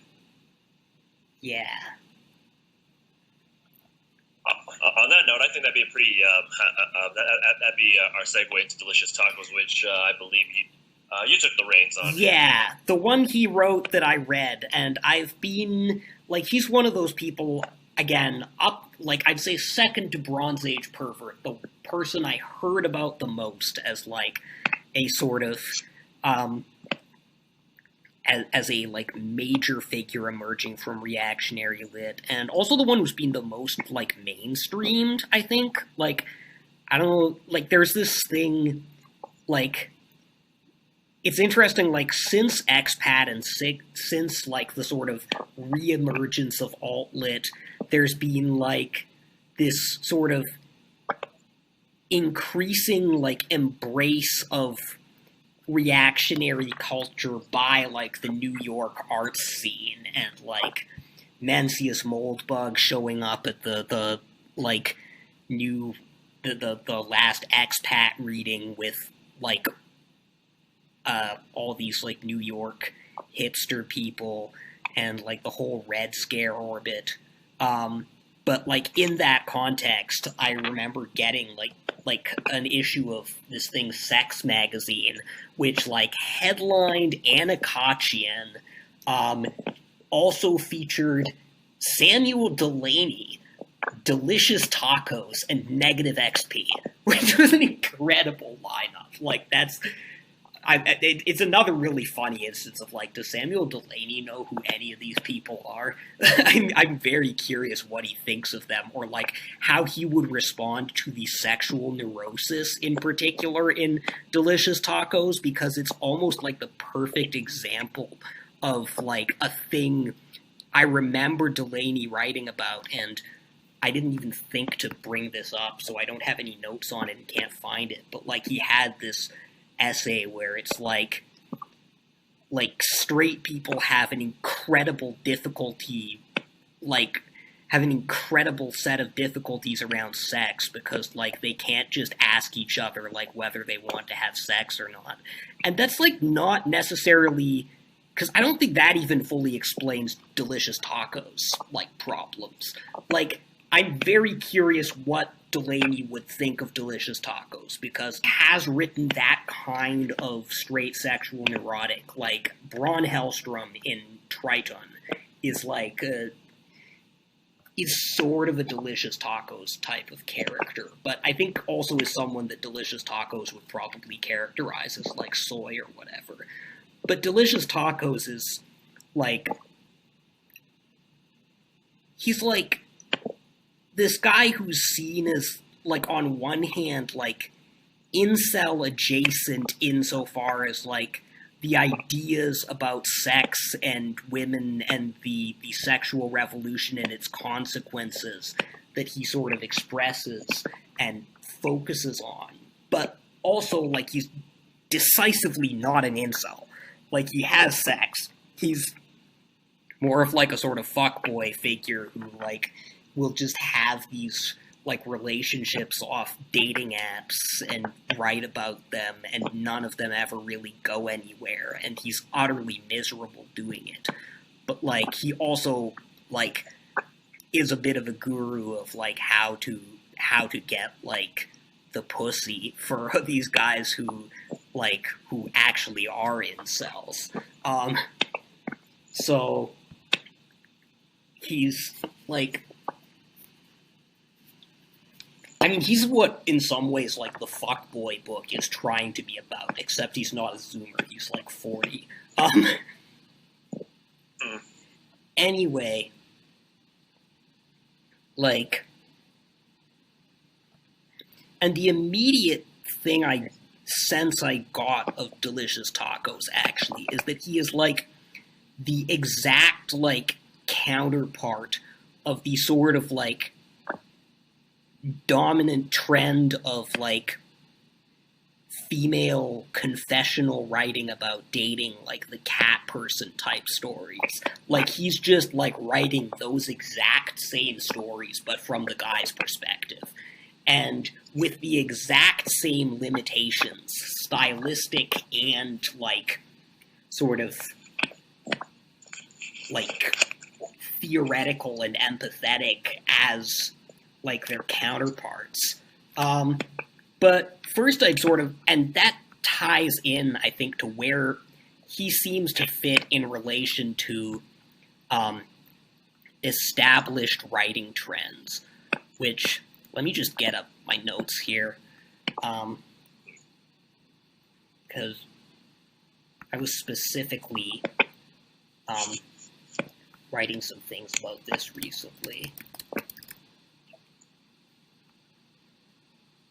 Every time I think of the confessional style, right, I sometimes, what usually occurs to me is usually like Byung-Chul Han's idea of like the violence of exposure and positivity in the sense of like in a confessional genre of like of poems and stories, right? It's all about.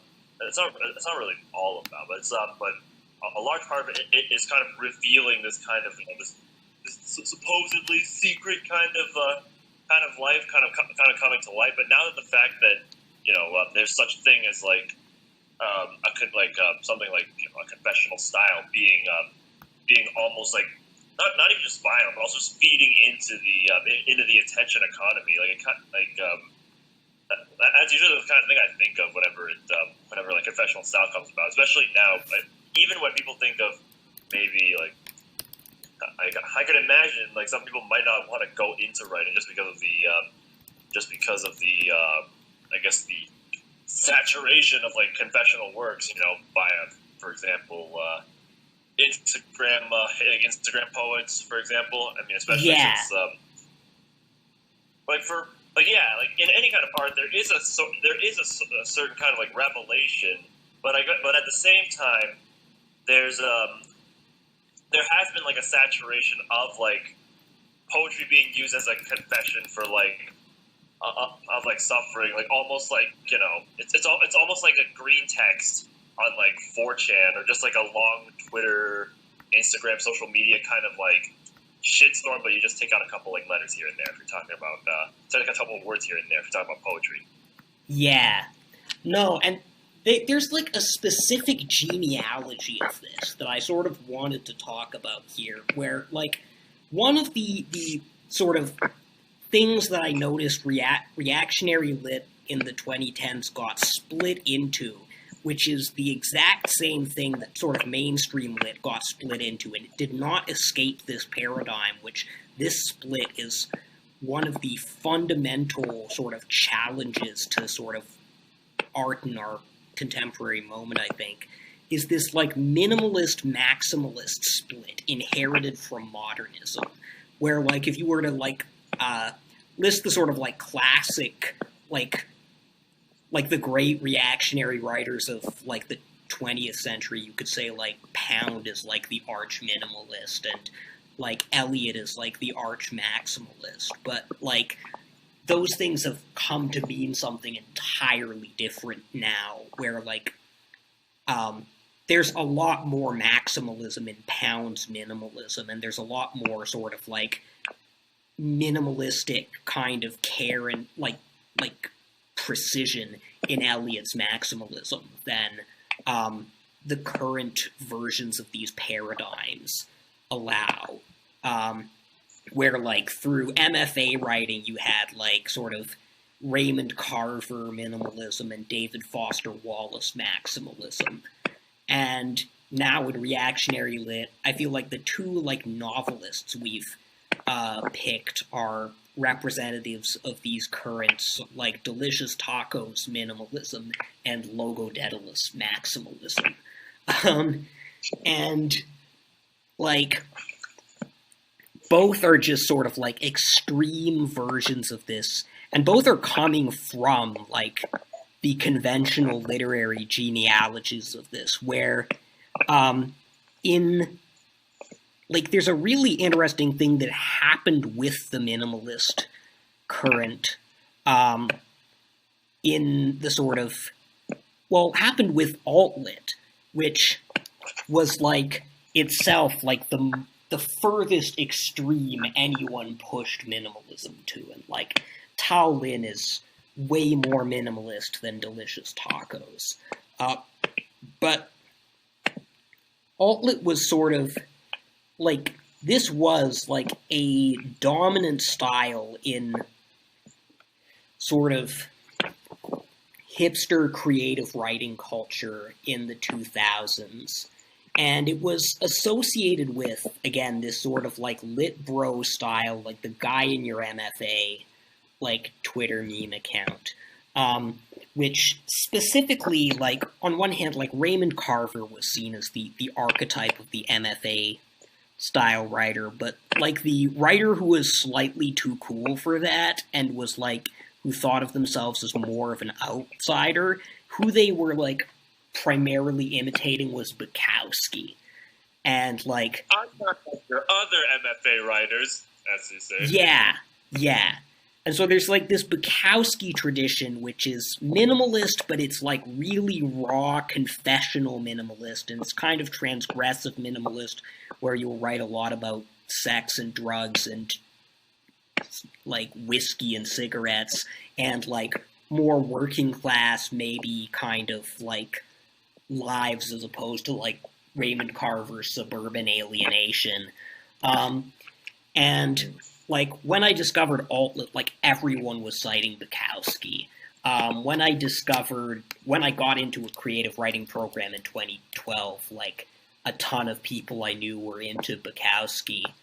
And like, at that point, my only exposure to Bukowski was this poem by him that somebody in my high school literary arts program had printed up and put on like the like board in the class, called "So You Want to Be a Writer," which I'm going to read maybe the full or just like a fair bit of here, because I think it's like his sort of theory of his own style and the style that people imitating him imitated. If it doesn't come out bursting out of you in spite of everything, don't do it. Unless it comes unasked out of your heart and your mind and your mouth and your gut, don't do it. If you have to sit for hours staring at your computer screen or hunched over your typewriter searching for words, don't do it. If you're doing it for money or fame, don't do it. If you're doing it because you want women in your bed, don't do it. insert joke about delicious tacos here. If you have to sit there and rewrite it again and again, don't do it. If it's hard work just thinking about doing it, don't do it. If you have to wait for it to roar out of you, then wait patiently. If it never does roar out of you, do something else. If you first have to read it to your wife or your girlfriend or your boyfriend or your parents or to anybody at all, you're not ready. Like this sort of, I was really like hostile to this when I first read it, and I'm probably less so today. Like I've come around to like actually this is kind of how I write now. Like essentially I just sort of wait patiently for it to like emerge as something I can't help but. Some of my favorite writers now, like Mika, really, like, that's what she does. Like, far more than me, even. And, like, there's a certain truth to it, but there's also a certain, like, the complete rejection of craft and thought and deliberation is, like, the problem is it very much lends itself to sort of, like, automatic writing and confessionalism and immediacy. And this lends itself, I think, to a sort of narcissism, which is like the problem, like the critique a lot of people would have of Bukowski today. And it's a style that, like, sort of lends itself insofar as this is like, this doesn't necessarily mean doing autofiction, but 9 times out of 10 it means doing autofiction unless you're, again, like Mika and have, like, essentially, like, sort of primordial violence entities speaking to you in, like, if you're, and like, absolutely, and I think a ton of people who claim to write like this are absolutely doing it for fame or to get girls or some of these other things. They just don't acknowledge it, which is part of the problem. But insofar as this tends to produce things you can produce without conscious mediation, which tends to be autofiction, this tends to sort of, like, the unity of the personal brand and the product, the sort of, like, the writer's own personality and life as art, which is why this was sort of, like, the Bukowski style was the style of writers who, like, people thought were really cool, and who the appeal of the writing was that the writer was cool. And this tends to become, like, cringe within, like, a short sort of cultural turnover period, which is what happened to a lot of alt-lit. And what happened to a lot of guy in your MFA Bukowski writing, and what probably will happen to, like, Delicious Tacos and a lot of, like, incel reactionary writing. But with this and alt-lit was, like, this was overwhelmingly a male-dominated style, because Bukowski was this, like, macho, working-class authenticity, rock star kind of writer. And I think, like, as much as alt-lit is now remembered as this hyper-patriarchal genre that was dominated by, like, a few male sex pests like Tallinn and Stephen Tully Dirks, I think one of the real things that, like, alt-lit did historically was open up this Bukowski style of writing to women. Like, a lot of, like, the big people who ran the publishing houses, like Stephen Tully Dirks, were men, but a lot of the people they were publishing were women, and it was, like, women who would write sort of, like, Vice, like, type confessional stuff about their, like, New York partying and Xanax and depression, and, like, Is Thought Catalog one of them? Yeah. Thought Catalog was like the same generation as this. And as soon as this opened up to women, and this happened simultaneously with the big like feminist wave in 2014, and suddenly it became like, oh, like there's no need to go to like the lit bros for this form of authenticity. And if you look at like what sort of remained of this style, like a big, like the Metatron style is sort of like a female Bukowski thing. And even nowadays, like Rupi Kaur type Instagram poetry, like you were saying, is another sort of like female version of like Bukowski bro poetry that was made possible through alt-lit. And so the original like Bukowski bros just went completely obsolete and found a home in this increasingly explicitly reactionary manosphere type space that like wanted to talk about like male sexual hang-ups and the increasing difficulty of sort of like dating life, and framed it in relation to like red pill and incel ideas. And Delicious Tacos is probably the arch representative of that scene. And, like, as a prose stylist, Delicious Tacos is, like I said, nowhere near as extreme as, like, Tao Lin or any of the alt-lit generation people. He is more of a Raymond Carver-style minimalist writer, and like Alice Florida Zoo, I think he is actually a pretty good prose stylist. Like, he will get a good metaphor in here and there. Like, his sentences are well constructed. But the problem with it is fundamentally this, like, autofictional tunnel vision where it's sort of narcissistic in the same sense that I think he would immediately jump to, like, identify, like, women's autofiction as, and does not really think to the heart of any of these sort of these problems of relating to people, because you actually need to sort of, like, think outside yourself and think outside the automatic to actually do social fiction and sort of relational fiction in this sense.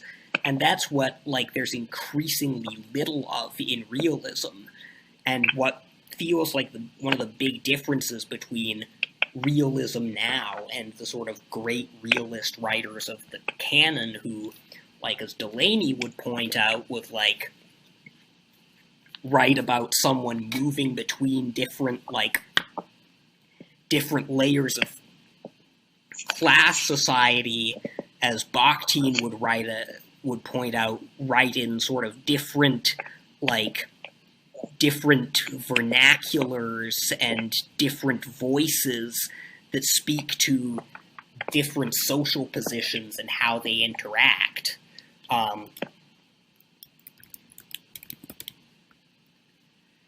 Yeah, I have some other notes about...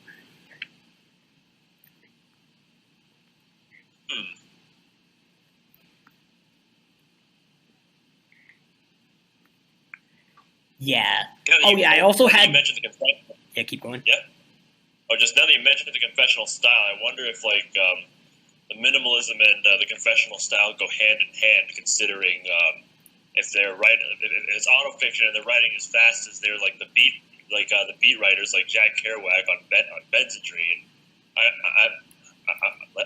wonder if, like, in the moment when they're writing it, does the process kind of slide more towards minimalism for its speed, or could there be a possibility for it to be more maximalist? If there was a possibility for it to be more maximalist, then they'd have to, like, stop and deliberate, especially considering I remember I was talking to some I know another, like, writer writer friend, like I guess like in real life, and he was talking about this idea of like for prose, like the kind of direction it goes, talking about, for example, elaborating on a point, destabilizing it, or looping in on itself, kind of like talking about, I guess, like the theory of prose, right? So, what's your take on that for like, I guess, the confessional genre and its like swing towards like minimalism or like maximalism? What do you think? Sorry, rephrase that again. I didn't quite. Just because with like this confessional style and this kind of and this kind of auto fiction, kind of as Bukowski says, do it, just do it, kind of style, right? Like I was thinking, because if in the process of writing these this confessional style, would it slide more to minimalism because of like minimalism sort of need, or would it? Or is there a possibility for it to become more maximalist? Like, it can become more maximalist. I think, like, Nausgard is, like, the sort of, like, archetype of the confessional maximalist who wrote this fucking, like, which I have not read, and I have no idea how it holds up on a prose level, but, like, sort of neo-Proustian, like, autobiography sprawling over 6 volumes of, like, everything he's ever experienced and thought, and there's this sort of, like, again, it's almost this, like, parody of, like, the sort of woke idea of what a narcissistic white man would write, which is also, I think, which is also true of Delicious Tacos, but in a more minimalist direction. Like, it tends to incline towards the minimalist, but you absolutely can do, like, just sort of, like, automatic writing, like, word vomit kind of maximalism. I guess, like, William, what's the guy's name? I'm forgetting now. The guy who's, like, shifted gears into writing a gigantic, like, climate change opus is also kind of a version of that. Anyway, with Delicious Tacos, it's just, he is basically, I'm looking over some of my other old notes, because it's a while since I actually read this book, but his own persona, like, he is basically, like, the old salaryman from a hentai. Like, he's just sort of, like, and he's, the weird thing is, like, he does not even have a fundamentally different portrayal of the interiority of the sort of reactionary white fuckboy than the average Gawker feminist writing about him from the outside. And, like, I guess his portrayal of the women isn't that much different from their, like, self-portrayal either, but it is, like, I am perpetually confused by these Delicious Taco types who like, date more women than me, but have never met an interesting woman in their lives. Like, not to humble brag, but I am a completely different kind of incel who knows more interesting women than I can keep up with, but ruins or misses out on any chance to date all of them in increasingly comical and far-fetched ways. Like, I could introduce Delicious Tacos to people who would, like, explode his entire vision of, like, gender and society, but I don't know if I would want to do that for their own sake. It's very... A 3D woman? That's not even the same thing! Yeah. Like... Actually, one thing I want to talk about, quickly, like, digress on real quick, because you mentioned, like, Nausgard having a kind of, like, parodical style. Like, actually, do you think that's, like, that's a possibility for confessional, the confessional style, being that, eventually, like, it just sort of becomes, like, it becomes almost like self-parody in the way that it, like, the trajectory of what it's confessing and what it and how it, like, views the world, especially considering, like, I would imagine, like, with the conclusion I kind of want to draw into at the end of this podcast episode is just like the possibilities of the medium, and like the confessional style is kind of a realization of like writing as like an act of communicating. But then at a certain point, like that kind of hits a bit of a ceiling, doesn't it? Like because like language can do so much more than just like, you know, communicate in the most like in the most like literal way.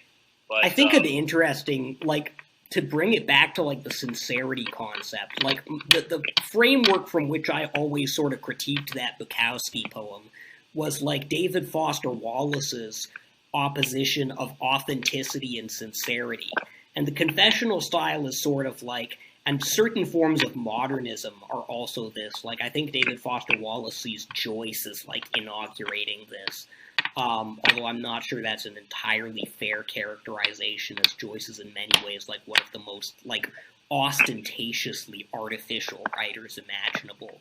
But like the sort of like authenticity as sort of directness and immediacy and like immediate fidelity to the original experience versus sincerity as like a fundamentally communicative principle, as like an idea of like mediating your experiences in such a way as to communicate them effectively, even if it sort of changes them in some necessary way to like cross an intersubjective gap.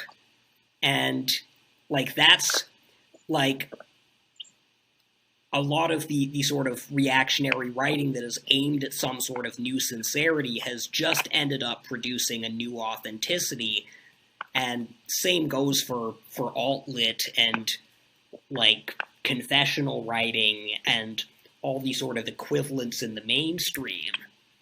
And there's like an unwillingness to do the sort of work of sincerity, which is actually probably what needs to happen for literature to bridge the kinds of social divides that someone like Delicious Tacos is seeing and diagnosing, and also like your average like my shitty boyfriend gaslit me thought catalog think piece writer is seeing and diagnosing, and fundamentally diagnosing in the same way.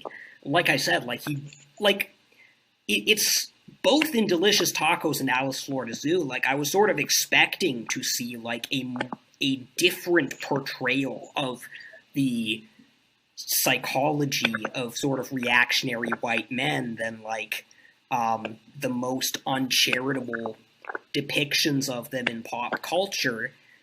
And because like I've certainly encountered people who have like, again, like sort of reactionary people, not necessarily just white men, who aren't sort of the one-dimensional pathological figure that's like associated with the stereotype of the 4chan basement Nazi.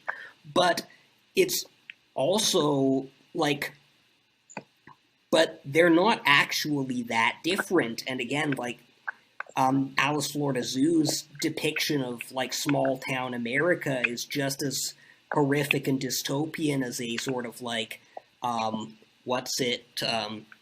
like hillbilly elegy or something, which J.D. Vance himself has now become this like arch Trumpist figure. The problem is that they don't see a way out of it, and like they don't see an alternative.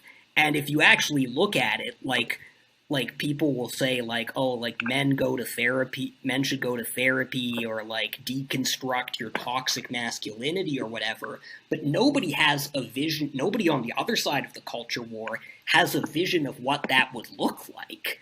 Like, and the problem is, I think that what that would look like would require like an intense mediation of your own viewpoint and other people's viewpoints that is fundamentally a sort of act of communicative sincerity that, like, our sort of narcissistic social media-based culture is, like skews automatically away from. And that's something that literature really could, could create the space for, and something that, like, a major aspiration of, like, a literature that wants to achieve what sort of great literature of the past has achieved would be to try and, like, do. But almost nobody has tried that, and actually that's almost a decent segue to Logo Dedalus, because I feel like Logo Dedalus is in some ways someone who actually diagnoses this problem accurately, and who, like, doesn't get all the way out of it, but, like, at least framed it more compellingly than anyone else in the reactionary literary sphere, and, like, understands on some level what's needed to sort of transcend this psychological trap. That's... Yeah. You did read... Yeah, keep going. Yeah, I was gonna say, about Selfie Suicide. I think Selfie Suicide was definitely one of the more polarizing works I've read. Not even in the same sense of, because I also read Delaney's Dahlgren actually recently. Yeah, that was polarized.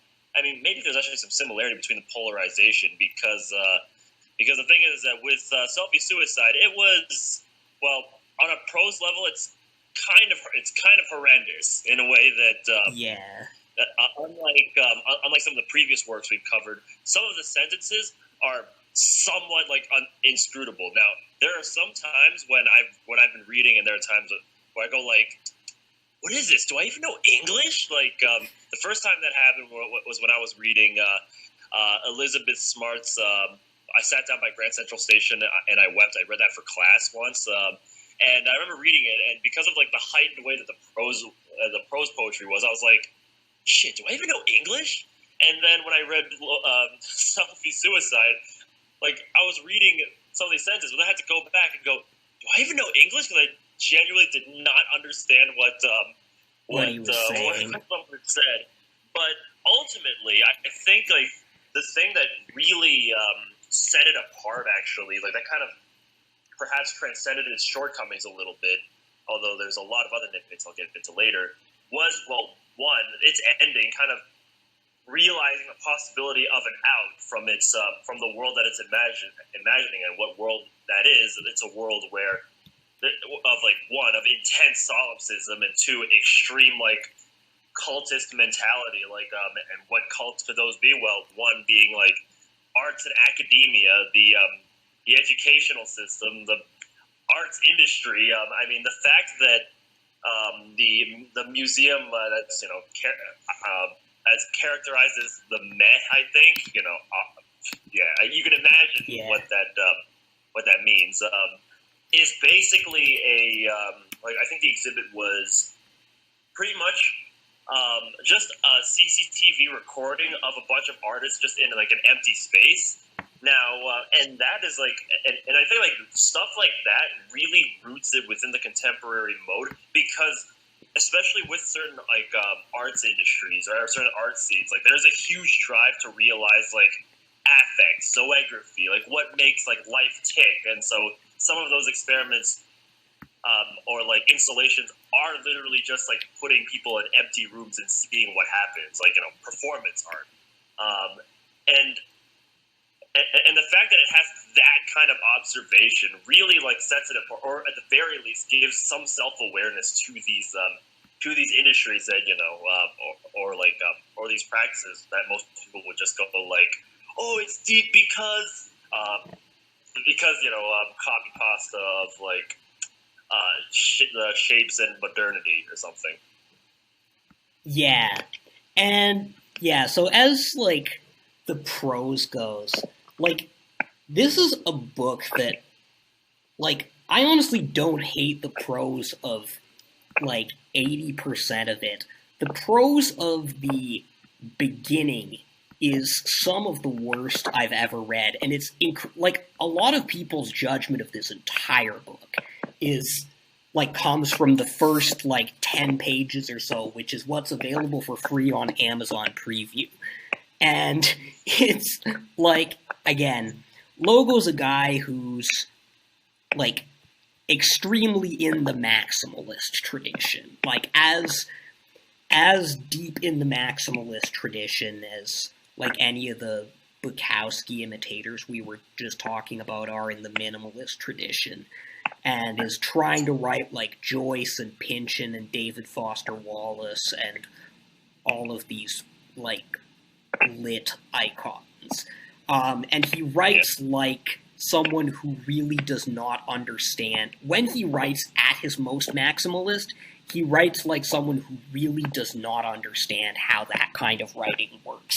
I mean, I remember, because I myself incline more towards the maximalist pole, and I remember when I got into my high school lit program, like, the prof was just, like, extremely sort of, like, tried to force you to write minimalist and, like, cut everything that could possibly be construed as unnecessary out of your sentence and make sure everything in your sentence reads with maximum clarity. And at first I hated this. And then, like, the more I did it and, like, actually forced myself to read the maximalist stuff I liked more closely, I realized, like, oh, like, this is maximalist, but, like, it's also extremely precise and tight. Like, there's nothing unnecessary in this. It's just that it's doing a lot of really complex stuff that is still at the level of, like, precision that a minimalist text aspires to. And once I realized, like, I could write maximalist stuff applying the same rigor as, like, an ultra-minimalist to my own work, then I could write maximalist stuff, and, like, my prof was fine with it.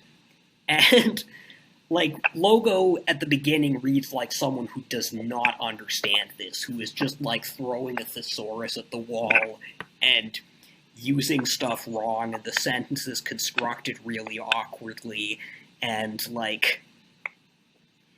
Now, and it's bizarre, because I actually talked to him about this section, and I can't find the interaction on Twitter anymore. Maybe it got deleted or whatever, or maybe it's just buried under his, like, millions of tweets. But, like, I actually, like, asked him about this section, because I think he said, like, oh yeah, like, on one hand, like, I spent, like, days just writing and rewriting that one section, like the first couple paragraphs, which I have actually, like, attempted to rewrite. And he's like, no, like, your version is not what I'm going for. Like, there's like secret meanings in, like, how I constructed the sentences and stuff. I'm like, at this point, okay, that's complete wank. And two, like, if you're spending that much time over one little bit of writing, you're probably wasting your own time at some point. Like, you're encoding information that nobody is ever going to be able to decode out of that. And also I asked him, like, even if that's the case, why would you put that, like, right at the beginning, where that's going to inform everyone's, like, perception of the story? And he's like, also, like, I know it's bad. Like, some of it is bad on purpose. And it's just like, why would you put your bad on purpose section as, like, the first thing anybody reads? And that they're going to judge your whole story based on, it's like, oh, well, I don't need to appeal to the masses. And I'm just thinking, like, again, that maybe makes sense if you're, like, some sort of super established writer. Or the problem is, like, it means your stuff's not going to even appeal to the people who might, like, meaningfully appreciate it. Like, nobody is going to take the risk that, like, this awful writing is bad on purpose unless they have some, like, pre-existing, like, belief that, like, that it's worth reading that is probably just going to be based on your Twitter persona. So what ends up happening is basically nobody reads this book except his Twitter dick riders, which is a tragedy to me because the rest of the book is actually quite good. But, like, and I sort of tried to explain, like, he's not, like, filtering for the most careful and intelligent readers. He's just filtering for people who have a pre-existing parasocial relationship with him and who aren't going to, like, give him any interesting critique or, like, even necessarily pick up on the interesting things that are happening in the story, which is more or less what's happened. And why even in, like, reactionary lit spheres, this isn't a particularly well-regarded book. Like, it doesn't get brought up the way, like, Bronze Age Mindset or Delicious Tacos do. It's basically like an artifact of the Logo Dedalus fandom, which is Logo has himself gone out of his way to alienate almost every single other person in that sphere and outside of it. So again, like, there's a sense of the problem of communication here where, like, Logo is someone who I think understands this problem better than average, but also has this just, like, kind of narcissistic inability to, like, communicate with anyone who he doesn't think is, like, as smart as him, which probably means agrees with him on everything. Man. Yeah, because I remember, actually, the most popular review of... Because I remember talking to one of my boys about it, right? And I sent it, and he looked through the Goodreads, and he was like, yo, check out this most popular review. And then... And it was basically just saying how much, he gave it, I think, 2 stars. 1 for, like, having a complete book, and 2, like, for the few good lines in it. But essentially, like... it was just saying how much it's like a grift book and how, like, badly constructed it is, and how much of a shame that, you know, that it is badly constructed.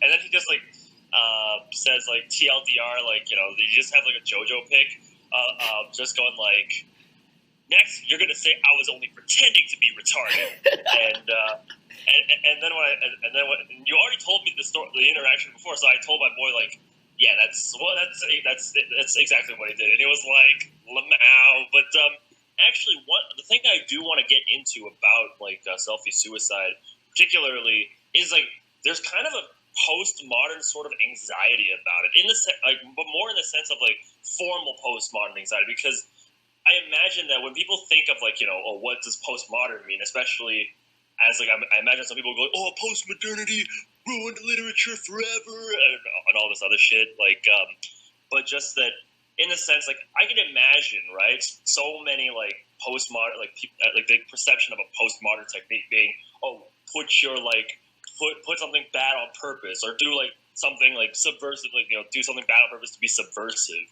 for example. Like, it's kind of like when in some game discourse, when they say, oh, these mechanics are bad on purpose, like, i.e. when people talk about Spec Ops: The Line, and they say that the shooting is janky on purpose. It's supposed to make you feel not fun, and then it's like, yeah, but it's still, like, not fun. So it's just that, and I guess it's especially interesting because the prose style that it's trying to imitate, that being, like, you know, 19th century, like, somewhat whimsical, like, this some Charles Dickens ass shit, like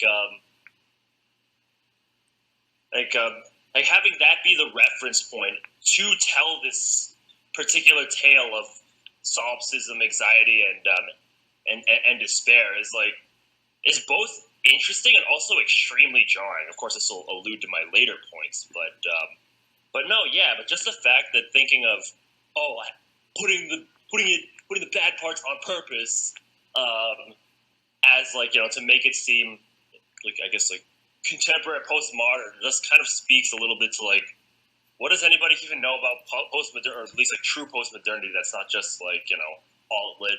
I woke up, drank some water, I listened to Bjork. Yeah. I mean, it's postmodern in the sort of original sense of, like, partly a reaction against modernism and sort of abandoning some of the like, minimalist sort of precepts, or even the sort of, like, ultra defamiliarizing maximalist precepts of modernism, like, and returning to some of these older literary styles, although I do think, like, his influences are high modernist as much as, like, 19th century realist. But it's... the interesting thing about it is that it, like, does not actually take a completely negative attitude towards postmodernism. And, like, one of the things that the sort of reactionary turn in aesthetics was really defined by was this, like, negation or rejection of postmodernism. You have, like, Jordan Peterson, like, complaining about postmodern neo-Marxism and saying that's, like, the source of all our evils. And this book could have easily been that. But, like, especially since it tries to go into, like, this same sort of, like, Jungian psychology that, like, Peterson is built on. But the interesting thing is it actually doesn't do that, and it actually has essentially a sort of the only way out is through sort of response to postmodern anxiety and even postmodern aesthetics. Like, it's centered around the structure of the story, and I have to say I hardcore disagree with the guy in the review who said it was poorly structured. I think the structure is the best part of it. It's one of the most, like, it's one of the most rigorously structured novels I've actually read in recent years, in a period where the average novel these days just reads like a short story collection, because it probably was, because you have to be constantly publishing shit. But the structure is built around this date at this museum thing, which is like this hyper postmodern museum that, like, essentially just shows you sort of immediate confessional art, just, like, shows you bits of people's lives, and there's this specific exhibition that, like, shows you, like, the most significant moments of your own life curated from your own social media, like, footprint. And so it's this, like, ultra narcissistic, and it like spends a lot of time just parodying, like, postmodern art and sort of the aesthetics of immediacy and sort of narcissism and the stuff that's, like, in these kinds of that dominates contemporary aesthetics. But then it, like, actually has sort of the main character plunged back into himself, into, like, the core of his psychology and the sort of, like, this backstory that's at the root of all his problems through this, like, curated vision of his own life that, like, forces a sort of actual introspection that, like, sort of forces him back into this moment of psychotic crisis that he had been, like, spending his life just sort of avoiding and just sort of half living in, like, desperate fear of. And, like, and the whole thing is, like, it's run by this weird, like, Gnostic, satanic, but also sort of, like, initiatory figure. I'm forgetting what the rich guy is called, but, like, who's, like, again, could have easily just been portrayed as, like, as just pure evil, but he's more like the sort of the shadow that Carrie needs to integrate, or the one who sort of forces him back into confrontation with that. Wait, so is Selfie Suicide basically Persona? I don't know. I haven't played Persona. Because Elaborate you're on just this. thinking of the dude sounds like in Persona they have like the shadow selves that they Yeah. gotta. I mean, that's just front. Jung. Like, Logo, I feel like Logo liked Jung more when he wrote this than he does now. Now he talks about how Jung is part of, like, the theosophical, like, conspiracy and everything. But, like, at the time, like, I remember, like, I think he had, like, some sort of, like, Jungian mentor or something. Um, and when I made my, like, meme defending it, it was, like, one of the texts I connected it with is, like, The Maiden King by Robert Bly, which is a sort of, like, quasi-Jungian text about, like, sort of the young man or the young boy's encounter with the woman and, like, the sort of just, like, crisis that forces and the way, like, the ways we've become just sort of, like, inadequate to that crisis. And I also mentioned The White Goddess, which, like, it's a lot more sort of, like, I was expecting the other thing that you kind of expect from the beginning, where it's just, like, again, it's this guy, this, like, depressed millennial kind of incel slacker going on a date with this kind of, like, generic art hoe, and you sort of think it's going to become, like, a Delicious Tacos thing where, like, it's just, like, women are dumb sluts, like, and it absolutely doesn't do, I mean, it doesn't really elaborate much on the woman he goes on the date with, but, like, it sort of goes back into his childhood, into this, like, relation he had with this childhood friend, where, interestingly, like, his fundamental sin in this relationship is almost like toxic masculinity. Like,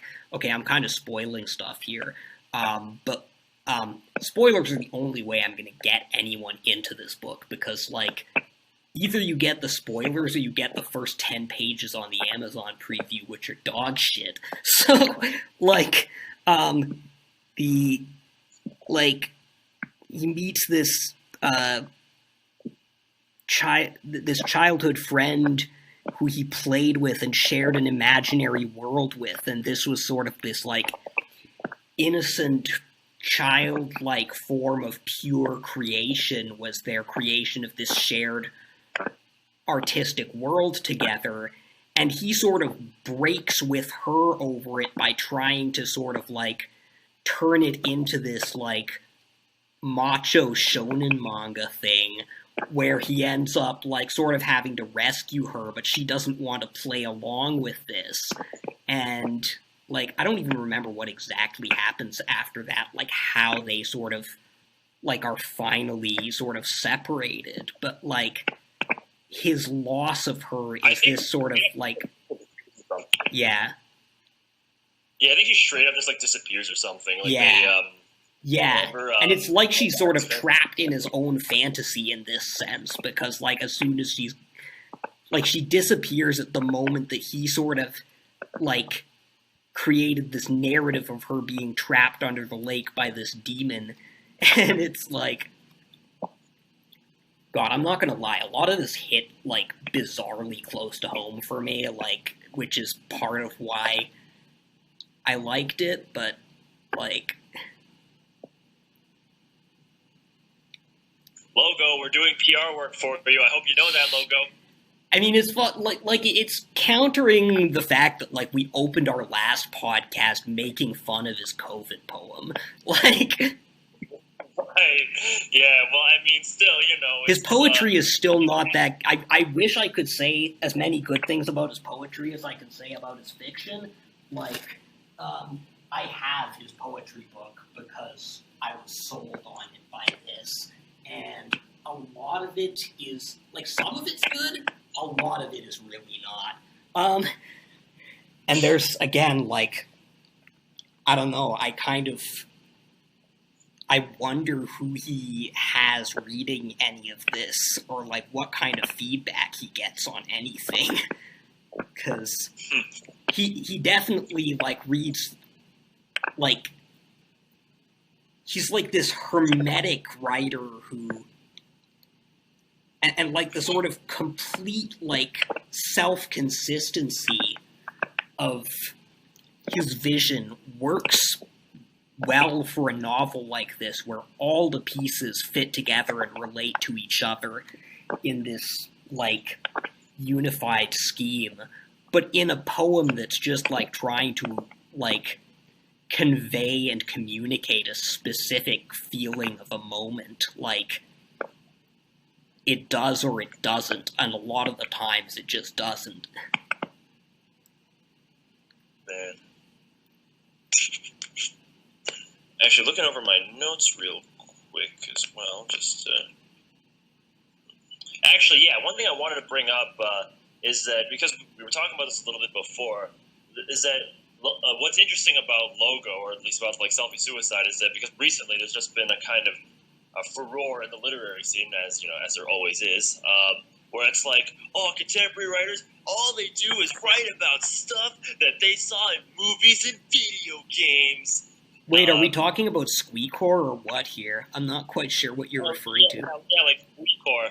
But then you have, like, someone like Dedalus who's like, who just, like, reads books all day to the point of just, like, you know, just that would put maybe a couple, like, MFA people to shame, and then he produces, you know, somewhat milquetoast poetry and Selfie Suicide. So, well, credit where credit is due. At least, like, unlike, say, from what you told me of Delicious Tacos, at least there's genuine, like, exploration being done.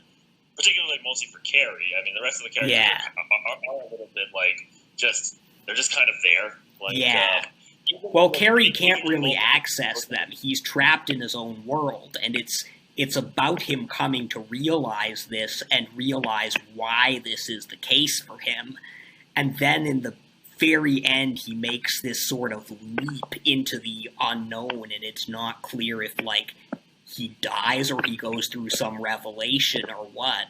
But it's almost like a reimagining of, like, the last 2 episodes of Evangelion, which, now that I think about it, I wonder if, like, Evangelion is going to become, like, a poster-child story for, like, the post-2000s of just, like, almost, like, not even, like, a fairy, you know what I mean? Like, not like a fairy tale, but kind of, like, a certain, like, a certain narrative of, like, protagonist trying to reach the ends of his, ends of their worlds, or rather,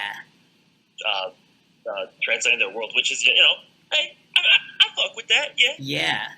No, it is really a core sort of thing that, again, sort of relates to the whole problem of sincerity and communication that we were talking about, and Evangelion is really one of the works that has expressed that the best and has accomplished what it's trying to describe artistically.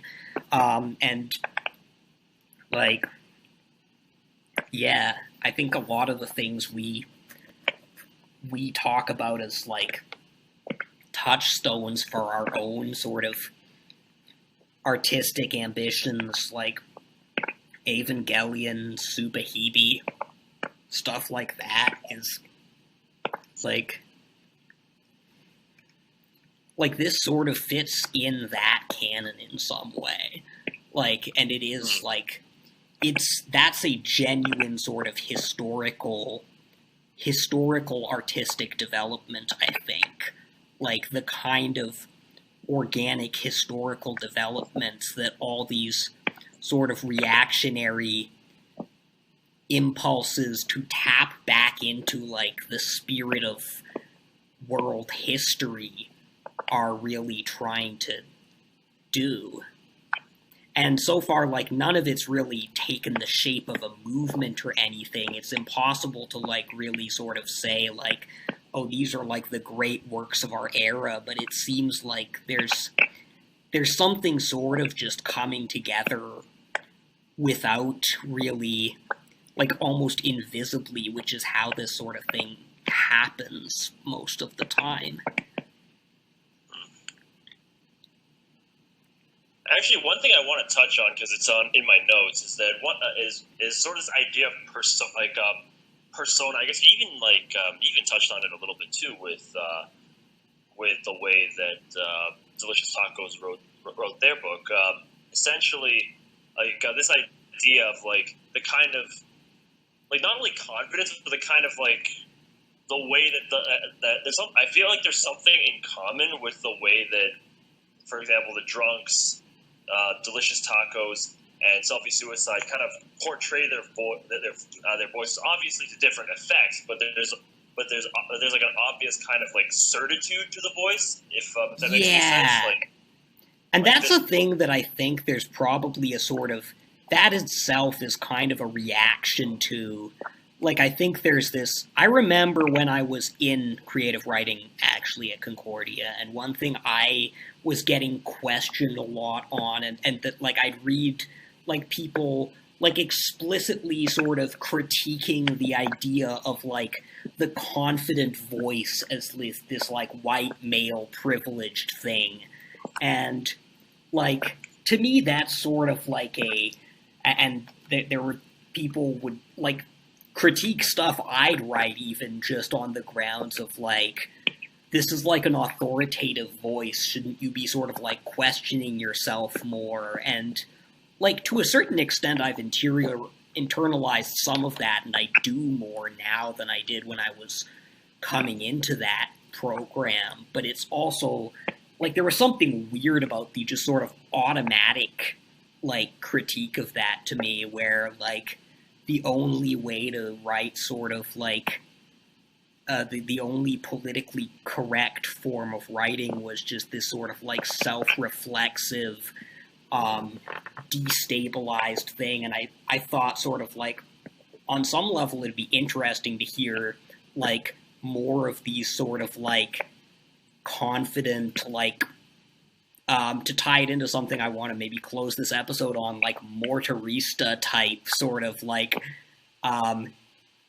inspired overpoet sort of voices from marginalized people. Like you don't have to sort of undercut yourself to undercut the tradition, in fact, that sort of makes it impossible to do so. And some of my favorite, like, art that I've encountered over the last, like, several, like, decade or so has been marginalized people who speak that way, which almost always is, like, perceived as, like, when I've noticed when marginalized people, like, when white men do that, it's perceived as just, like, kind of reactionary and retro. When marginalized people do that, it's perceived as, like, chuny and schizo and, like, completely out there.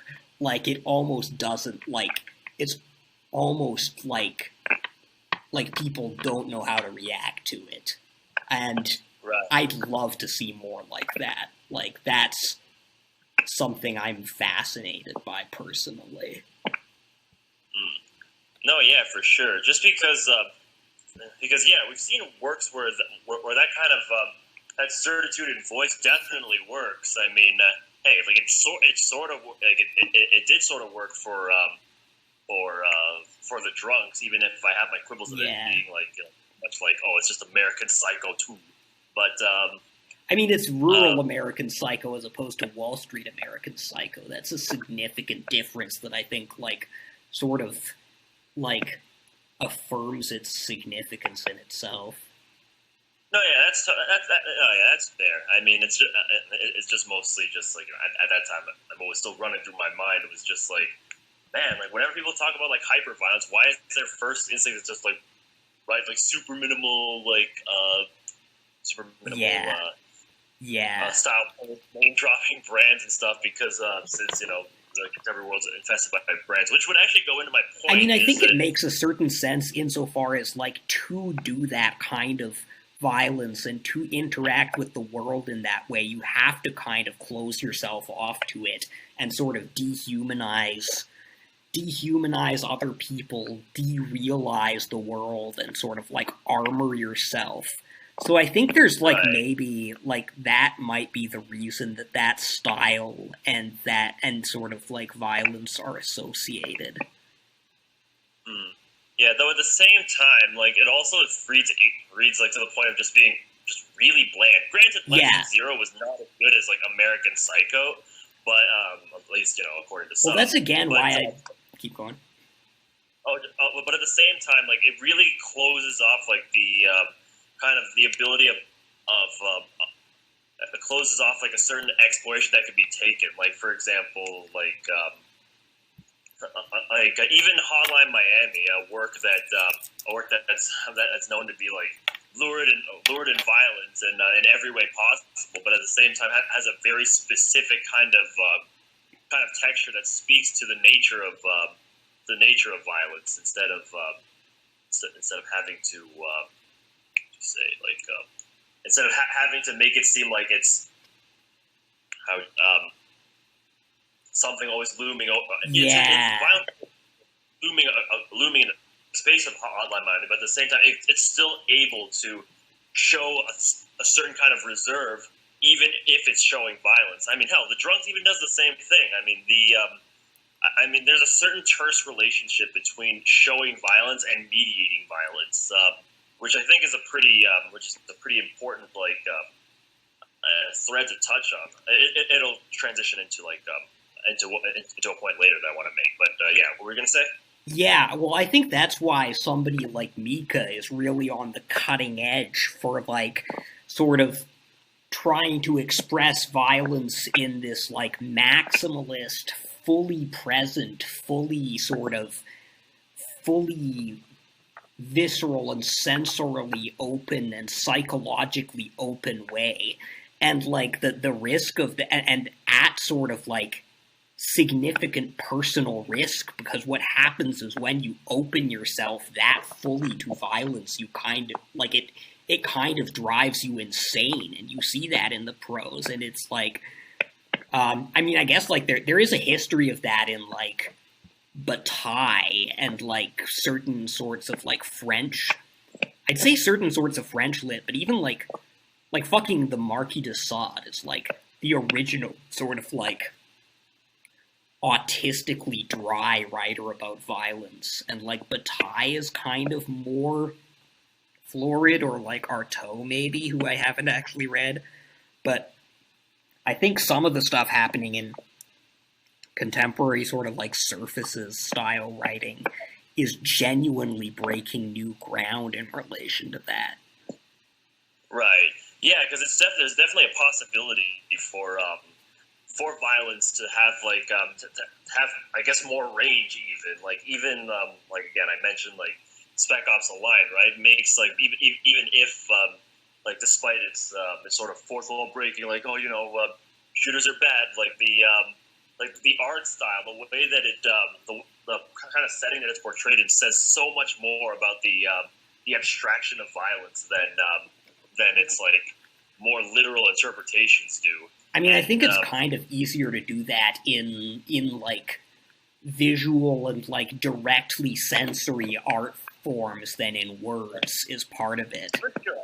But I guess what I mean is just that well, one, in terms of like violence as a subject matter, there's like the kind of flexibility in the way that violence is viewed, like in terms of like, instead of just like shutting it out entirely, just having to play with certain dynamics, is like extremely contemporary, particularly because, let's say, in warfare, right, like violence has become like a much more abstract act, to the point that even like the direct act of killing seems almost archaic, especially since there's like so many other ways to kill a person, whether you're in an AC-130 gunship, viewing through scopes, that kind of thing. I mean, hell, like, I mean, with what you mentioned with Mika, that's certainly like a step toward it, especially since like the point I wanted to make is that the one thing that ultimately that that the works we covered really hit is kind of like the sort of limitations that of the medium of literature that kind of have been sort of rubbed up against, especially since, like, for example, with Logo's work, right? I'm sure there's there's definitely a very crucial, like, a very palpable feeling where whenever people think of, like, oh, like, what's a good work of literature, or whenever people think of books or poetry, right, they usually think of, like, oh, like, for poetry, things that rhyme, or whenever they think of novels, they think, oh, like, you mean Charles Dickens? You mean, like, something I read in high school? And having that be, like, and Selfie Suicide, in a way, kind of shows a bit of, like, that anchoring point of, like, people going into literature mostly off of just, like, a lot of past works. Like, there's such a huge gap between the great works of the past that are constantly referred to, and then kind of trying to port that into the contemporary era, kind of bootstrapping it, as well as just, like, for example, the Drunks, or even Delicious Tacos, the Drunks, and just some online writing in general, kind of defaulting to, like, American Psycho style sort of like writing and veiling of violence, and then Delicious Tacos with its kind of auto fiction confessional, but those don't really take advantage of the medium. Instead, what they do is they just kind of perpetuate more of what people already thought of literature. If anything, the parallel institutions kind of metaphor sort of becomes more apt, because it's almost like they're sort of perpetuating they sort of became the same thing, but just, like, I don't even want to say inverted even, but they just literally became like a reflection of the existing literary scene, just with, like, the label of transgressive. Yeah.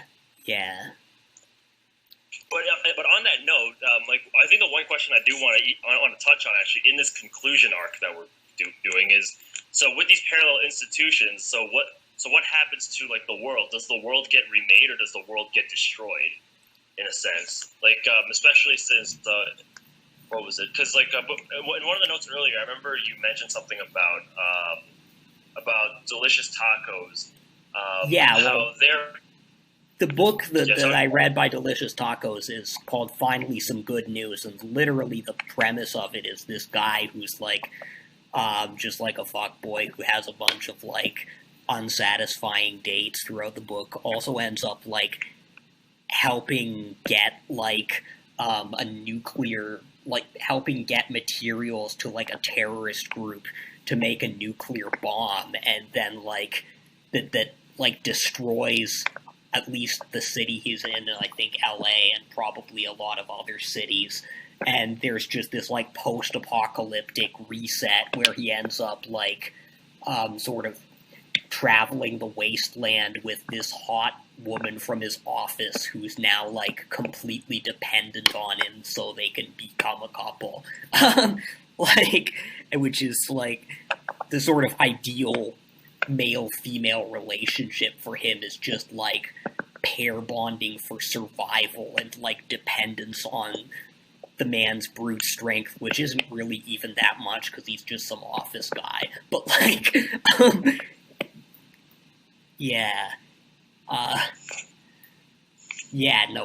it's a completely, like, nihilistic, apocalyptic fantasy. Especially since, like, I remember when you told me that, like, I immediately made the connection with, like, Hotline Miami, especially since their alternative version of, like, the Cold War, where Russia takes over America, literally ends with an escalation of the war, and it's leading to both America and Russia nuking each other. Yeah. And sort of this, like, kind of like, Hotline Miami has its own brand of nihilism, but in a sense, like, it certainly felt like there was a much more raw exploration, especially since, like, it just, like, it was certainly a lot more certain about its violence, and that everyone fucking dies. Yeah, there's no sort of, like, ideal primitivist thing in the ruins, although that doesn't prevent people from identifying it. I brought this up on Angie's podcast, but this is a bit of a tangent. But did you see the thing where, like, sort of like YouTube pedo hunter people were like using what's the like cult from Hotline Miami called, like, as their yeah they were using that as their like avatars and like calling cards like. Yeah. No, I had no idea that the Hotline Miami, because I remember when I was in the Hotline Miami circles, right? Like, there were people who like legitimately enjoyed the game, and then people who were making shitpost mod levels, and then people who were unironically like, "Hey, I hate Russians too," and just like unironically taking like the sort of ultra nationalist approach of the 50 Blessings organization that, you know, the game kind of like. Well, the game doesn't really have much of a stance on it as it does like anything, but at the same time, like, they're not really portrayed in a light of being like anything glamorous. Then again, everything in the game is portrayed with a kind of not even disgust, but a kind of like distance from it. I guess it also matches with like the game mechanics, because I remember when I showed you Hotline Miami, like the super interesting thing about it was just that the kind of dissonance between like the violence on screen and the mechanics being like extremely sterile. Yeah. Well, I feel like this sort of like the whole sort of like discourse that emerged out of like sort of woke culture, where it's like if you if you depict something and you don't like clearly critique it in like the most didactic way possible, people are going to identify with it. And this sort of like all the sort of like hyper Puritan versions of like depiction equals endorsement that this leads to, and sort of rejection of any form of irony. And the problem with any of this is that it's sort of reacting to a real thing that happens, but missing the flip side, which is that like if you don't present an alternative to the thing you're critiquing that is as sort of like that is as powerful aesthetically, like, people are going to say, like, yeah, I see this as bad, like, but I don't see any other way out. And the problem that, like, sort of squeakcore and all this sort of hyper-posy woke art now has is, like, it rigorously refuses to show, like, any bad things, but it also doesn't show good things in a way that's appealing or even coherent. Like,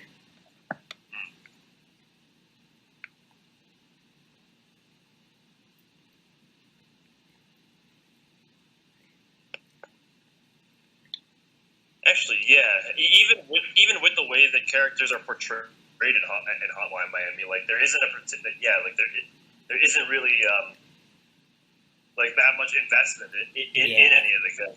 It's like hopping between different perspectives, albeit those perspectives all offer like a certain part of like the world, but at the same time, like if there was more exploration into them, like that would hurt. But no, yeah, actually, one thing I wanted to mention, because I was listening to Cuteness Unit, shout out, what's up? They were talking about the show Euphoria. Oh, and the yeah. funny thing is, when they were talking about it, I was just like, damn, Reactionary lit really did become the institution, just because like there was so much in common in terms of like having this like skewed version of like what like the contemporary world looks like, albeit with like Euphoria was like more on the nose with like crypto and OnlyFans. It's almost like what someone would make if they browsed like, I don't know, you know those videos people make where it's just like Wojaks as a character of some like mini story that's supposed to show. I've seen comics of this. I haven't seen videos, but there's like tons of videos of it. Yeah. Like stuff like I think Millennia Thinker. I've seen their videos come on my feed, and I'm just like, I'm definitely not going to watch this right now. Huh. Who is this? I might check this out just for like research purposes. Yeah, but I think Millennia Thinker is Okay. Is their YouTube channel. But basically, yeah, it's just essentially videos of just like basically they're like short stories starring a Wojak protagonist as like literally the Wojak. Yeah. Interacting with like other Wojaks from like, you know, trad girl Wojak to the girl Wojak, and then it's supposed to like make some like comment on society supposedly.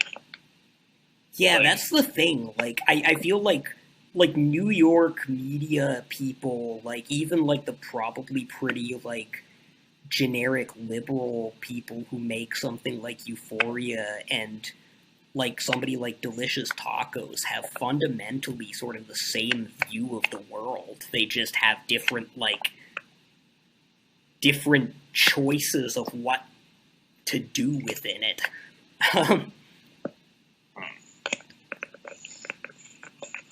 Yeah, one of them like ultimately destroys it, and the other one, well, I don't know what. Yeah, just sort of like just endlessly tries to reform it through like clicktivism and election cycles that go nowhere, basically.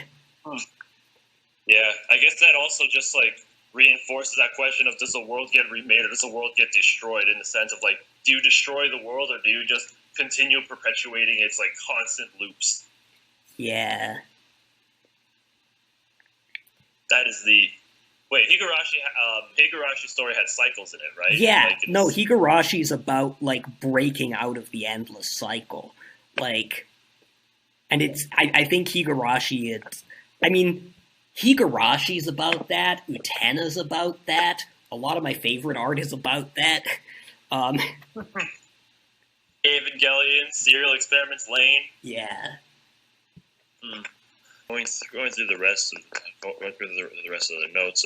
Actually, one thing I'll mention very briefly is that I know the one thing that Selfie Suicide did when I was reading was sort of maybe go a little softer on like the Triflers. As much as I fucking hated the Triflers, at least it had like somewhat readable readable text. Yeah.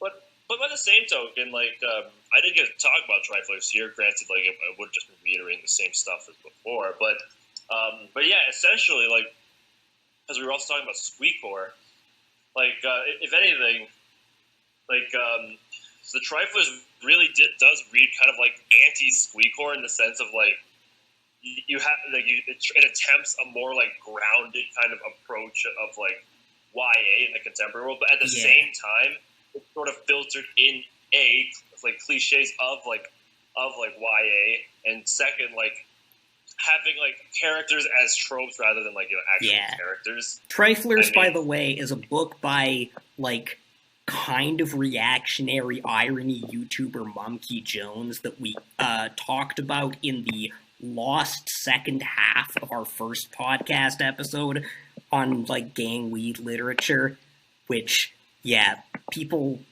listening to this are not necessarily going to have any idea what that is because they didn't listen to that podcast, and especially because they can't even go find that podcast because it doesn't exist anymore because it didn't record properly. Just to clarify that. So essentially, just thinking on the Triflers and the way that I guess like the main thing that all this kind of comes down to is sort of what are the specific modes that best represent like contemporary destruction and violence, or rather like the world, like what is that mode that best represents like the world now? Because it certainly isn't through like, for example, the kind of boom of COVID poems that we had like the past years, where it's just like just big cringe core like for most of it. And then you have like the other side where it's like it's trying to be like transgressive, trying to be edgy, trying to be current. Fuck boy, what fuck boy finna do? So I guess like the point to end on is just is thinking on what is the capability that text can still afford within this age of abstraction, when the real is no longer like material, and when that statement, that kind of assurance people mutter to themselves, going, "Oh, the real world has no need for a god in the wire," becomes like almost not even like untrue, but also like, well, not even banal, but also like, yeah, untrue, because now like this world does feel like it's about to be subsumed into something entirely other, perhaps. Yeah, and I guess like insofar as there hasn't been much of a sort of like really powerful reactionary like literary movement, it's that more than ever the sort of reactionary political stance really does feel like just sort of deluding yourself about the nature of this problem for the most part. And even though it's like it's more honest about it than like the mainstream in some ways, it's still like a fundamentally and like it can represent it at its best in really affectively powerful ways. Like, it can't get to the point of thinking through it, and we've almost sort of exhausted just, like, pure expression of it. We're going in circles now, and sort of spiraling this drain culturally, and the reactionary stuff spirals it faster, whereas, like, the liberal stuff kind of, like, tries to move against the current, is almost more reactionary in this historical sense, but just sort of stands in place and is kind of inert. Yeah. You want to say anything else, or should we? The literary scenes are kind of just like trying to sustain themselves, like, you know, just trying to get the bag, but at the same time, it's just like it speaks to a sort of like, I guess, like a tragedy in the sense that that literature is now this like almost completely like destitute medium that just like that can only sustain itself, and especially with like and I think what further cements like the reactionary literature being like what accelerates this destruction faster is like is the fact that with like the idea of the burnout society, the idea of the over influx of like positivity or expression or like or having to like constantly act and react and affect like ultimately causes like this this kind of malaise, this what Jean calls the hell of the same, the hell of the self that can no longer that is trapped within its own contours. Yeah, I want to maybe close by just reading a bit of another Fluland story that I think expresses this really well. It's Cross Channel by Ryan Silk. Oh, before I do, yeah. Yeah. Before you do, there's a bit of a note here that says meme magic. Frog Twitter summoning chaos magic. You want to comment on that? I mean, yeah, that's sort of. Again, that was sort of this accelerationist turn of where, like, this weird moment where, and again, I think it is true on some level that the only way out is through, that this is what Logo was sort of embracing in Selfie Suicide and is kind of turned away from now, but, like, there was this, but at the same time, it was, like, it didn't work in that sense because, like, there was, oh god, honestly, I don't know if we can really even get into that. That's its whole other thing. Like, I guess I'll just note that whole current just completely disappeared, and it was this weird moment of, like, manic optimism when people thought, like, Trump was the incarnation of Keck and was gonna, like, end the Kali Yuga, and, like, now, like, nobody even does that kind of, like, weird schizo-spirituality anymore. Like, most of the... Actually, it's almost like Credo di Volta, where, like, the sort of default spiritual views on the right now are sort of, like, conservative Christian, and, like, Credo di Volta has this, like, beginning this sort of like hyperactive revolution of the mad that sort of like that then is collapses on this sort of return to like Christian quietism. And I feel like those are two sort of poles of like contemporary reactionary spirituality, and neither is really adequate. But like, because the meme magic stuff was literally just letting the algorithm play with your head. And the best stuff from Fluland, from Frog Twitter, Mumkey, like, expresses that and, like, warned about that when, like, a lot of the like, sort of rank and file of the alt-right still thought Trump was going to make anime real. And instead he just, like, was another neocon with, like, a good digital PR, like, outsourced through Cambridge Analytica. Wait, so does that mean that Keck is now cringe? Yeah, no, literally, Keck is now cringe. Like, look up Kekistan. Like, that's like, the biggest joke now. Like, Kekistan is the new bronies. Like, damn, dude. Yeah. No, the entire formulation of Keck or cringe is, like, we were going to, like, open this on, like, and maybe we'll still do an episode that opens with, like, Yukio Mishima presents Keck or cringe, but, like, the entire formulation of Keck or cringe is dated. I do think it's significant that, like, Based has outlasted Keck. Like, Based still has some sort of cultural and effective power and still represents something which is really, like, is really sort of tapping into this inner freedom that's not just sort of like the chaos magic of the algorithm that really comes from your soul on some level. Yeah. So yeah, I'll just read the bit of Cross Channel by Ryan Silva. You've got to let the soylent slip down your throat. Don't taste it. The moment it touches the tip of your tongue, the gag reflex starts activating, especially when it's been your only form of breakfast for a year or so. It sounds horrifying.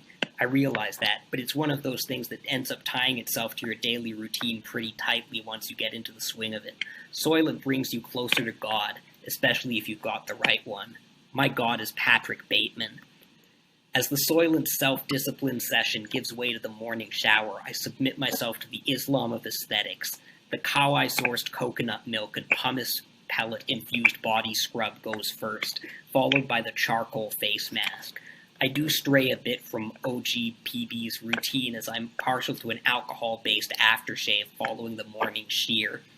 There's something about the burn that keeps me coming back. I compensate with a special Japanese awful paste lotion that traps free radicals in your hair follicles to prevent inflammation and skin cancer. Innovation is its own sort of piety.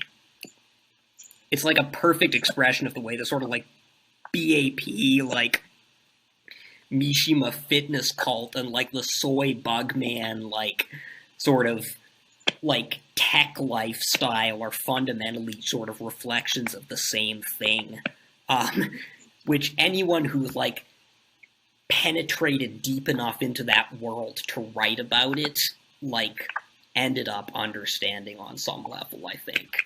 Yeah, I think we'll close there, so I'll just play our out.